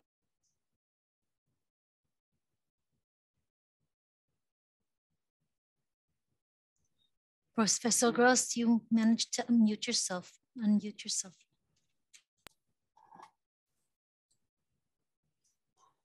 Sorry. The purpose of this impressive book, entitled The Deportation of Jews of BaČka in 1944, edited by Alex Borkaj and Dr. Navoshka Kozminich, the aim of this book is to describe and analyze the extermination of the Jewish community in BaČka through accurate historical documentation. Daniel Goldhagen argues that the Holocaust was the greatest and unprecedented genocide of the 20th century due to the embedded hatred of Jews in the German people and their having the means to carry out this genocide. The Holocaust is more than just a major historical landmark. Its unprecedented character enables us to construct the past in a different light and also helps shape our perception of seminal developments in our own time. The book marks a key contribution to the Holocaust scholarship for three reasons. One, issues of historical and cultural justice. Two, epistemological reasons. And three, cultural educational reasons. Cultural educational reasons. Firstly, in terms of historical and cultural justice, until the current study, the story of the deportation and annihilation of the BaČka community was lost from the pantheon of collective Holocaust memory. Even though I'm familiar with all aspects of the Holocaust, this was lost from the pantheon of the collective Holocaust memory. Unfortunately, in the field of Holocaust research, documentary injustice is evident, since some places, mainly in Poland, have received extensive and detailed documentation, and considerable financial resources and human capital have been invested in them. While other places in Europe, such as Transnistria, where my father came from, and the Balkans have been less extensively documented. And consequently, we have relatively sparse information about them. The budgetary difficulties faced by the BaČka Holocaust Documentation Project attest to this lack of fair distributive justice in the Holocaust Remembrance Commemoration Project, and needs to be addressed by the key institutions and granting bodies involved in this field. This book is intended to address this specific gap and provide cultural justice to this culturally rich and important community of BaČka in the Balkans that was destroyed and was unable to recover from the Holocaust to this day.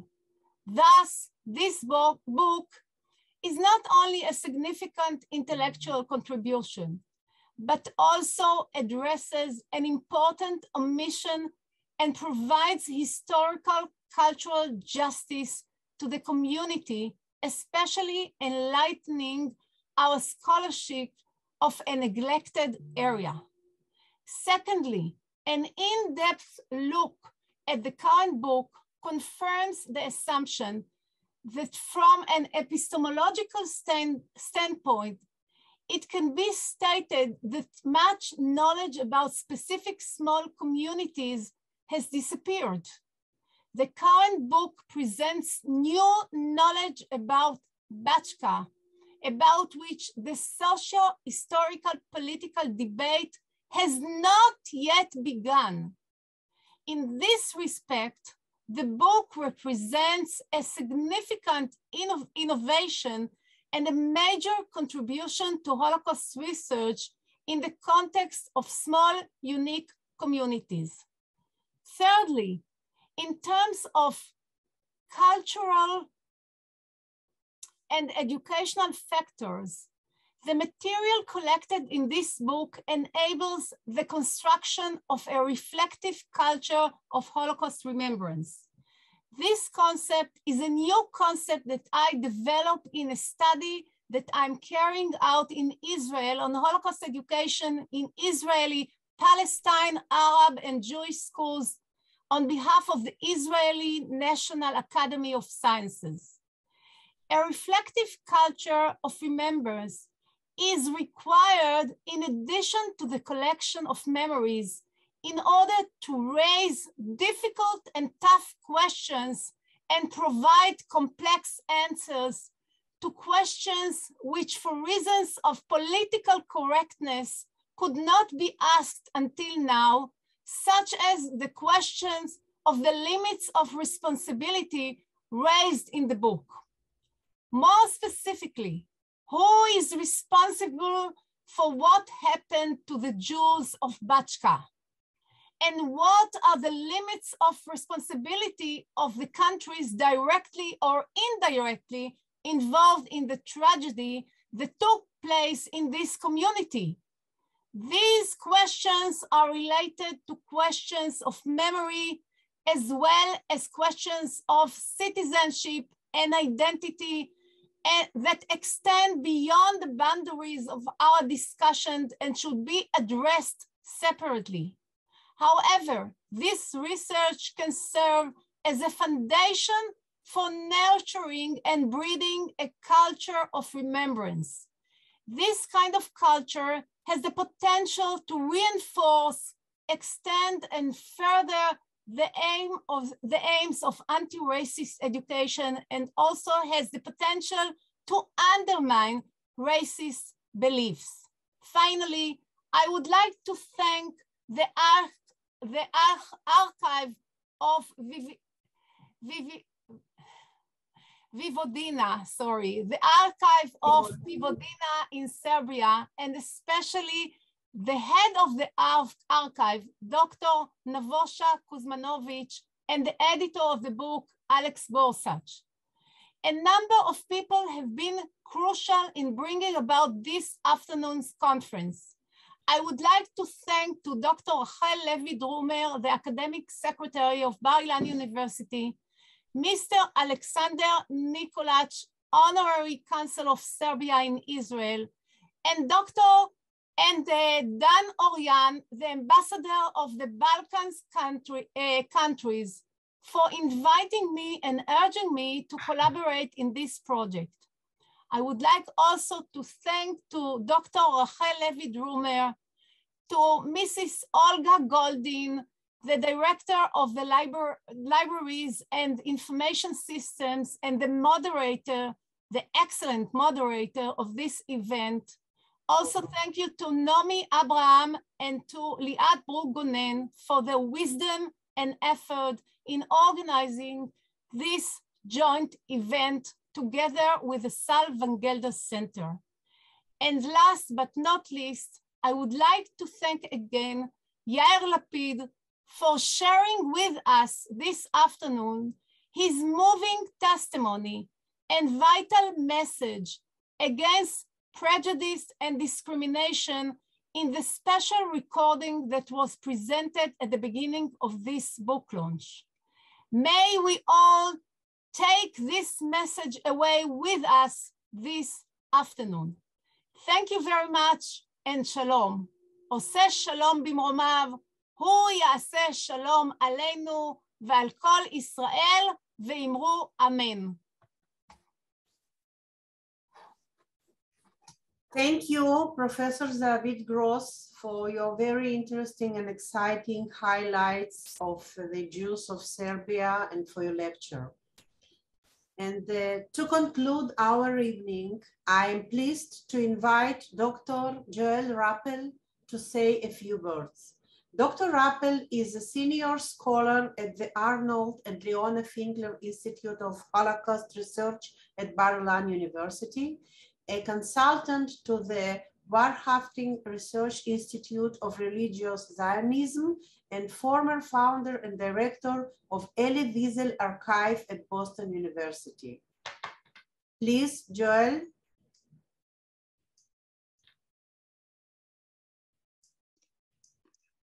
So good afternoon, it's very late. I think that I will do it very short.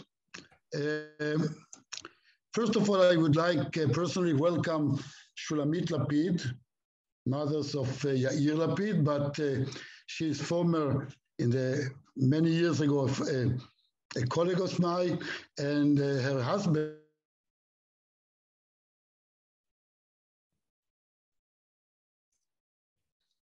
Dr. Rappel, we seem to have lost you.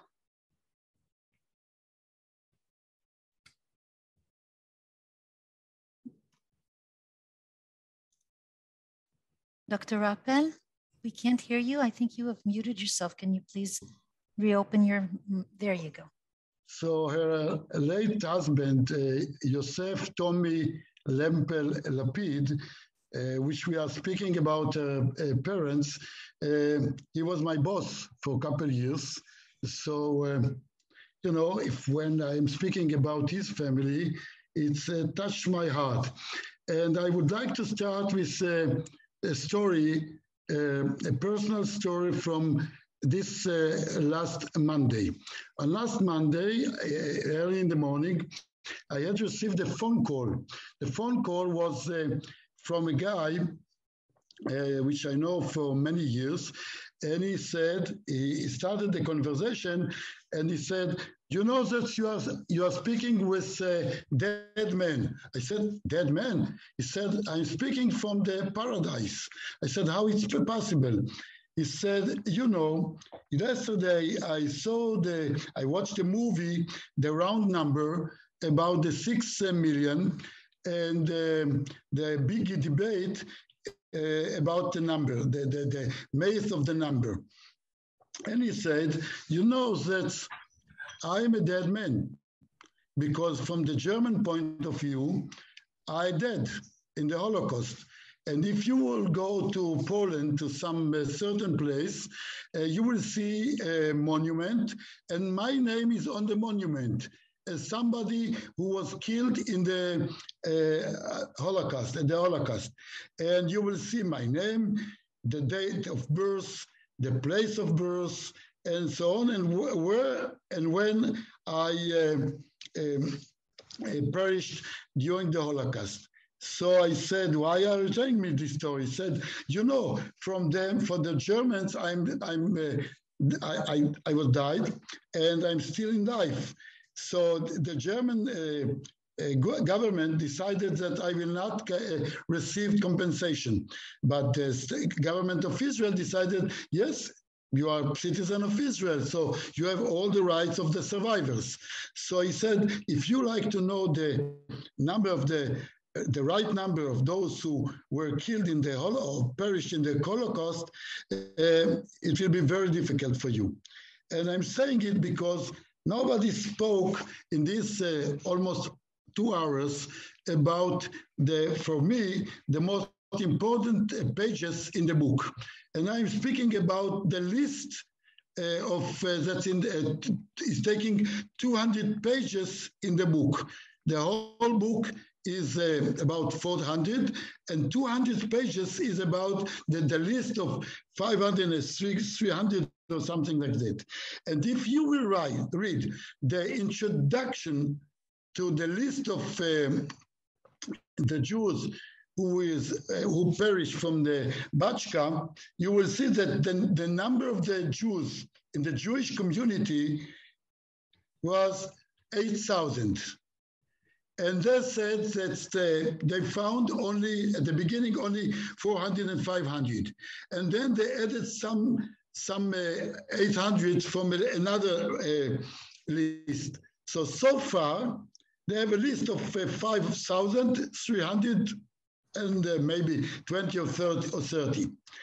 But if you are thinking about those we are not know the names, we have no idea where they perished, what's happened to them, you can understand why we don't know more than 1.5 million or maybe more of that we have no idea about what's happened to them in the Holocaust, where they died, when, how, and so on. So for me, when I read the book, I was very astonished to find a list of names. And for me, it's the most important because from now on, everybody, every family, that somebody from the family is on the list, they can start look for more information. The list of the name is the most important information in this book because this is for the future. There is so many researches about the Holocaust that nobody can read everything. But I must say that for certain Jews, certain number of Jewish families. This list is very, very important. And I do believe that you have to do all the efforts in order that everybody that's in the list must receive this book, must check his name. We must check also the names in Yad Vashem in order to clarify if they have more names, in order to know exactly close to the 8,000. How can we collect all the names of the Jewish families, the Jewish names from BaČka? Because after all, this is for the future. We have every day, I do believe that we have every day more than 10, 15, maybe 20 new research about the Holocaust. List like this is the first one and the only one. So from my point of view, this is the importance of this book. So I think that the book is a very important message for every city in the Western or Eastern Europe. Please do all the efforts in order to find the names. If we will know the names, it is the most important part, because we will never have a chance to find the names of those who were perished in, for example, in Ukraine, in a place like, or sites like Babi Yar, or in the valleys in Berdichov, Rovno, or some other places. So for me, when I saw the book and I read almost all the book, please believe me, this is the importance of the book, the list of the names. And if only for this aim the book was published, it's enough. You don't need more. Thank you very much. Thank you so much, dear Joel, for your wonderful and so meaningful words of conclusion. And it's really very important, and it was very significant and a wonderful evening and event. And in order to finish it with the optimistic way, please welcome once again Mrs. Marina Tosic with a song of hope. Louis, Marina, please. Thank you very much. I was really moved by all these talks. Actually, it was really a great evening and historical evening. Thank you so much.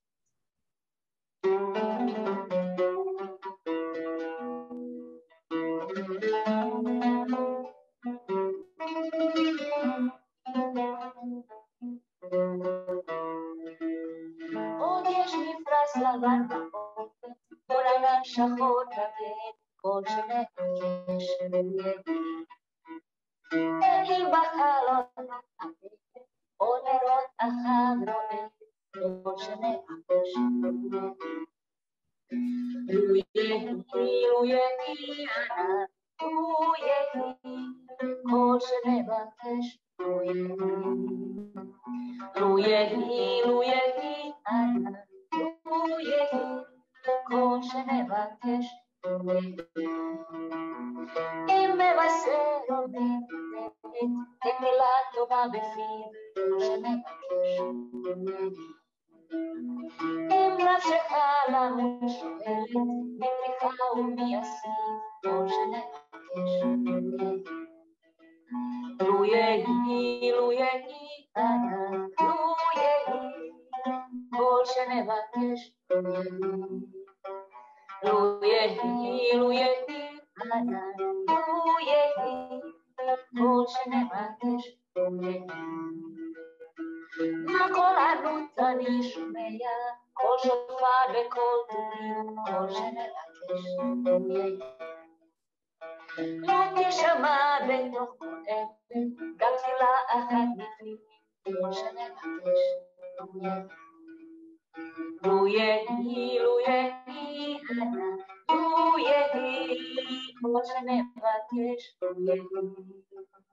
לו יהי, לו יהי, לו יהי כמו שנבקש, בתוך שכונה קטנה נוצרת, בית קטן גדול, כמו שנבקש, לו יהי. זה סוף הקיץ, סוף הדרך, תן להם לשוב עליו, כל שנבקש. לו יהי, לו יהי, לו יהי, כל שנבקש. לו יהי, לו יהי, לו יהי, כל שנבקש. לו יהי, ואם פתאום מזרח אופל, על ראשינו אור כוכב, כל שנבקש. לו יהי, אז תן שלווה ותן כוח לכל אלה שנוח, כל שנבקש. לו יהי.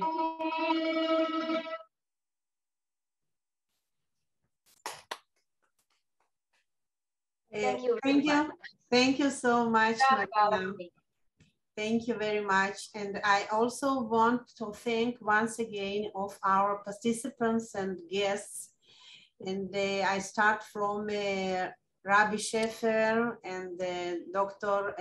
Rachel Levi-Drumer and our Deputy President, Professor Moshe Levinstein, our Minister of Foreign Affairs, Yair Lapid, our dear guest from Serbia, Nebojša Kuzmanovic and Alexander Borsic and Alex Nikolac from Israel. And our speakers, Professor Yehuda Bauer and Dr.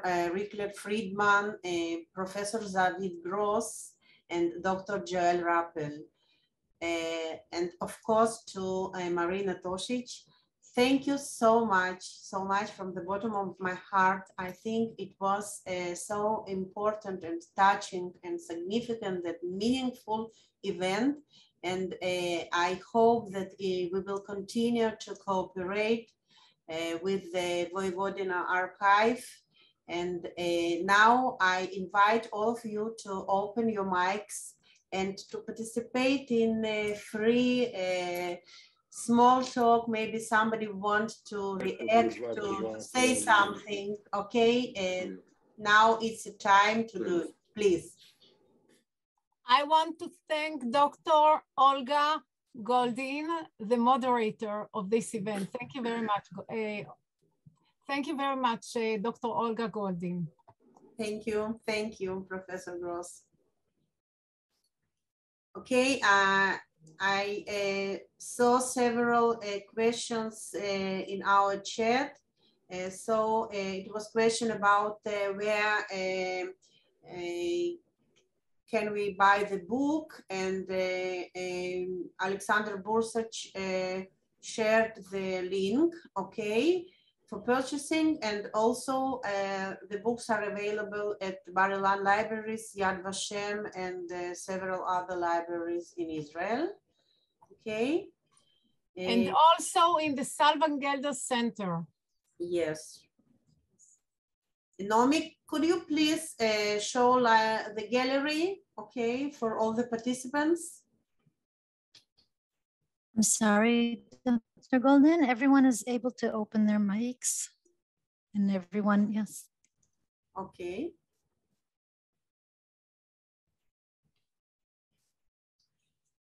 Dr. Golden. Okay, so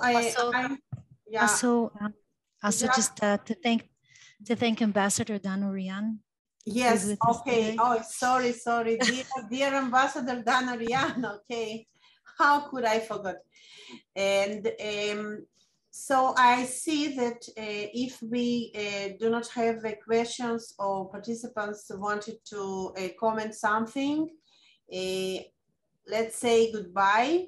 And we invite you to participate in all our events of bar-Ilan University and the libraries and information system as well. Good evening.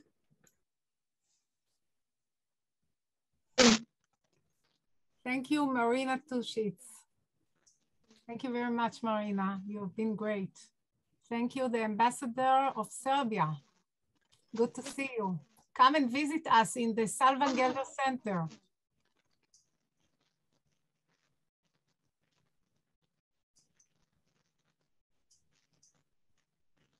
I will.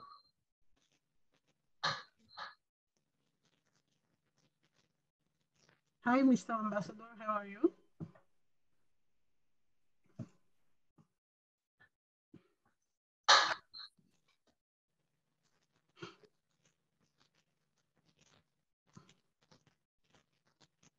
Rachel, I don't think that the ambassador heard your question. It was very, very soft. Would you like to repeat? I didn't ask. I just told him hello.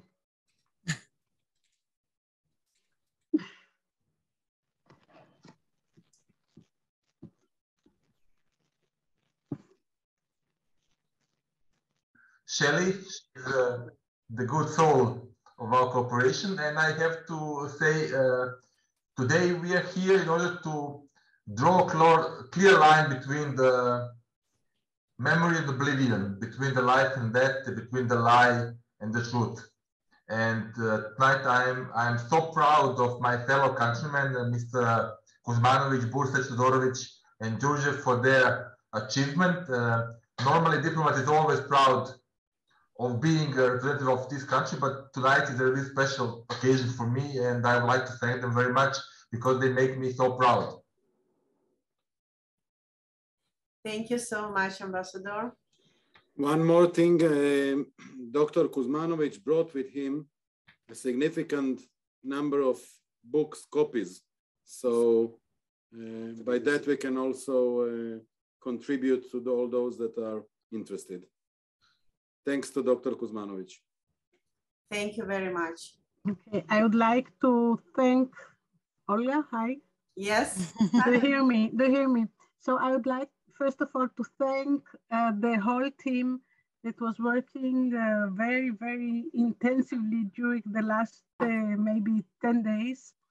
And that's including Dr. Olga Goldin, Alexander Nikolic, the honorary consul, Nomi, Avraham, Liat, Brooke Gonen, Professor Zavid Gross from the Salvan Gelder Center, and Joel Rappel that was supporting all over the way. I think that the collaboration, bar-Ilan is really an open academy for very intensive collaboration in all the fields that we have in bar-Ilan, including, of course, STEM, nanotechnology, but also brain sciences, smart cities, history, Jewish history, and everybody is invited, and the ambassadors and all the representatives of all countries are invited to please stay in contact with us, and we are open to any collaboration, interesting collaboration. And of course, for joint students in joint programs from here and from there, I think in such fields like this historical research, it's really very important to have the touch of the young generation. So thank you very much. Thank you, Dr. Levi Drumer. And I also saw that Marina Kreitsch raised her hand. Okay, so Marina. Of course, and thanks to Marina, she's perfect. Yes, and I think it was one more Marina that wanted to say something. I'm Mirjana Kranjac. I'm from okay. I'm from Novi Sad. I'm from a Jewish family. I live just here is the house. This is the only Jewish house in previous Jewish ghetto in Novi Sad. And we're very proud that we are still in this house and that we are keeping it. The house has its story. And I wanted to say that I spent this summer holiday in Churug. Churug is the place where also was the razzia. And I visited museum, and it's a very poor museum, very small, kept by one old man. And there were 100 Jews there. 99 were killed. Only one, Magda Simin, she was a writer, she survived. But there is no one document in this museum about Jews, no one photo, nothing. So we have to take care about this, to keep the museums, to go, to be active, to be involved in to show what happened with facts. Thank you very much. Thank you, Marina. I also want to ask Edita Jankov to say, please say what you wrote in chat. Oh, thank you for giving me the floor. I just wrote a few words about my family. My family lived in Sombor in Bačka before the war, and my mother and my grandfather were taken away and deported from Sombor. And my father was detainee in Bergen-Belsen, and he was keeping the diary. And that diary is still in my possession. It has been in the possession of the family. And it is very hard work for me to type it into the computer and to keep it for the next generation. But it's a true testimony of the deportation of the Jews from Sombor, from the BaČka. This is the first-hand experience. It is not from textbooks or archives or any other history books, but it is a first-hand experience. So it's very, very moving, and that's what I wanted to share with you. And that 18 members of my ancestors unfortunately perished in Holocaust from BaČka. Thank you so much, Dita, here for your words. Okay. Thank you very much for both of you, Marina and Mirjana. Mirjana. Yes, thank you very much. I think that what you have said is very, very important. And it gave me the idea that, and I asked Shelley about it before our conference. I think that you have to make sure that, or we have to make sure that we enhance collaboration and the connections with the second and third and fourth generation of the BaČka community. I think that this is the future, the real future of this important community and this important place. So we will be very happy at bar-Ilan University, especially in the Salvan Gelder Center, to be in touch with you and to see how can we collaborate and contribute to this joint effort. And I really want to thank all the participants, and especially those leading group, the team that we had, the wonderful team that we had to prepare this important event. I don't want to mention again the names because we mentioned them, but thank you very much to everyone. And please, you, the people from BaČka, please be in touch with us because we are really interested to continue this kind of collaboration. Olga, I would like maybe to thank to some more people that I didn't forget actually. Sure. Second part. So this is our partners from BaČka, Professor Kuzmanovic and Dr. Alexander Bursach and Dr. Bursach. Of course, to the Ambassador Dan Orian that is supporting every activity with us. And since I really feel here at home, because since my grandparents are from Serbia and I originally was born in Macedonia, so I see a great importance of this, making this research and developing and uncovering the unknown history of the Balkan Jews and the story of this area during the Holocaust, the really untold story and it is maybe the last moment before everything will be forgotten. So thank you, Zavit, and thank you to Professor Bursach, Dr. Bursach and Professor Kuzmanovic, and every historian that is making the efforts that this will not be forgotten. Yes, and thank you, Shelley. And I also see here Mr. Vladimir Todorovich, who was mentioned by Dr. Kuzmanovic, and who was one of the initiators of this important work. So thank you so much. And we have also,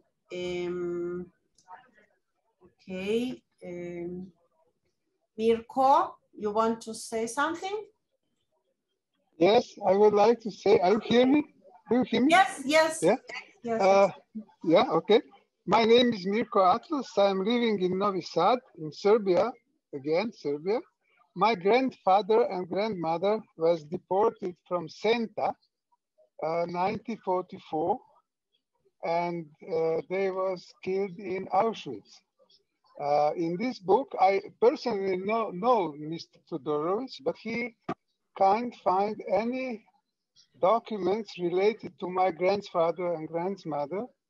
So that's many other people, as the gentleman earlier talked, there are too many victims of the Holocaust which not evident in this book. So therefore I talk about that we must take much more effort to find another documents, another testimonies about all these victims.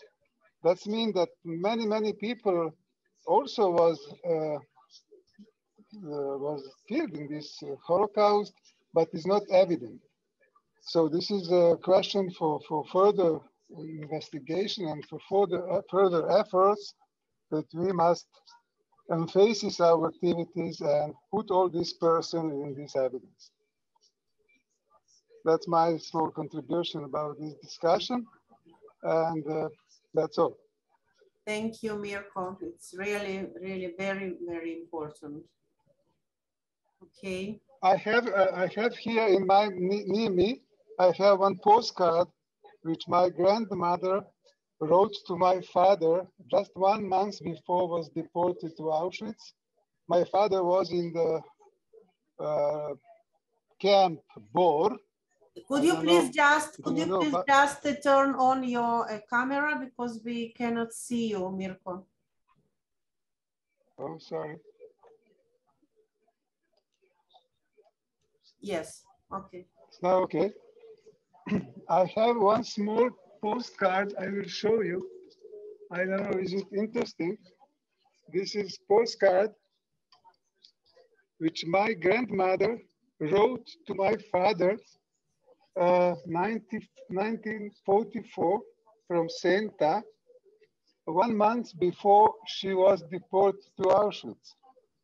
My father was in the camp Bor, and she never met again. So this is just one, I have the proof about this letter, about this postcard. This is only what I have from her. No other documents I have about my grandfather and grandmother, except in Yad Vashem. Both of them was evident as a victims of the Holocaust, but very, very few information about that. Thank you once again, Mirko. And now I would like to provide the mic to Yosef Sharvit, please. Shalom to everyone. I would like to tell you that I'm teaching this subject not only in the Balkan, but all the areas of the Sepharad diaspora. And I'm speaking about the Balkan, and I'm speaking about the Middle East and the North Africa, and the four countries that were neutral during the Second War. I should like to tell you that by teaching the facts that were in the Serbia, I am speaking about a new concept that speak about the Shoah of the Jewry of the world, not only in the concept Europos central.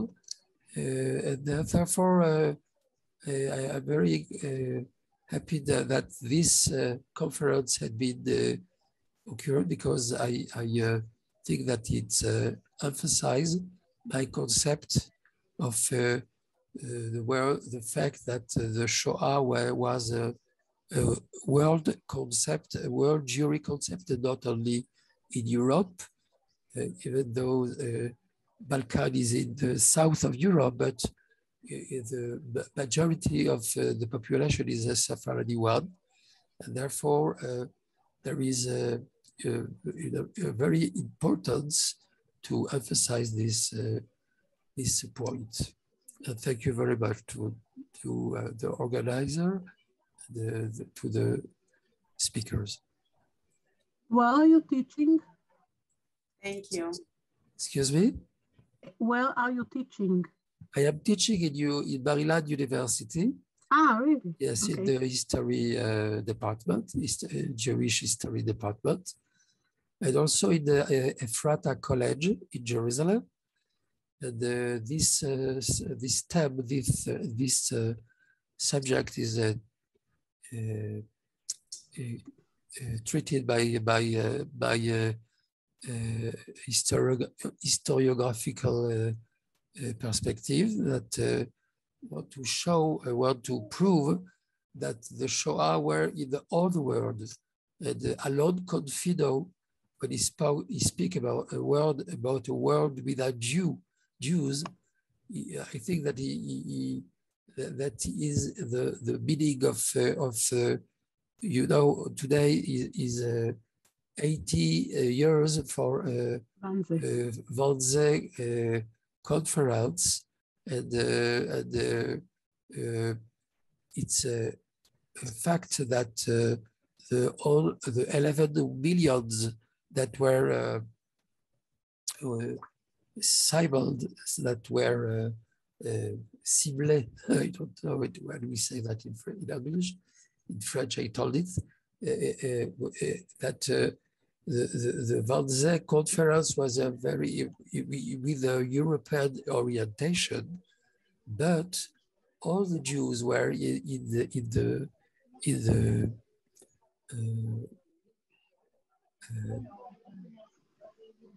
were targeted, where they wanted to kill all the Jews in all the world.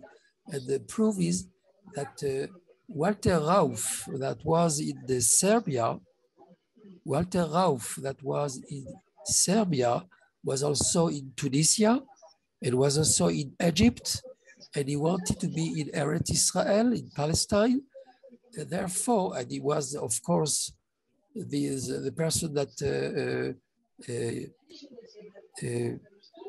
fabricated all the camion of gas camion that were in the Chelmeno. Therefore, we can take two personalities, like Walter Rauff in one side and Haj Amin al-Husseini in the other side, and to show that the Shoah was a world event and not only a European one. And that is the methodology that I want to teach and to emphasize. Thank you very much.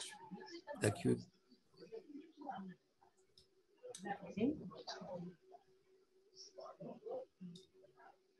Okay, so I think we now can finish our evening, our meeting. Thank you very much for all the participants and for all the guests. We were so pleased to welcome you at our virtual salon, and waiting to see you again at another events. Goodbye. Olga, thank you very much.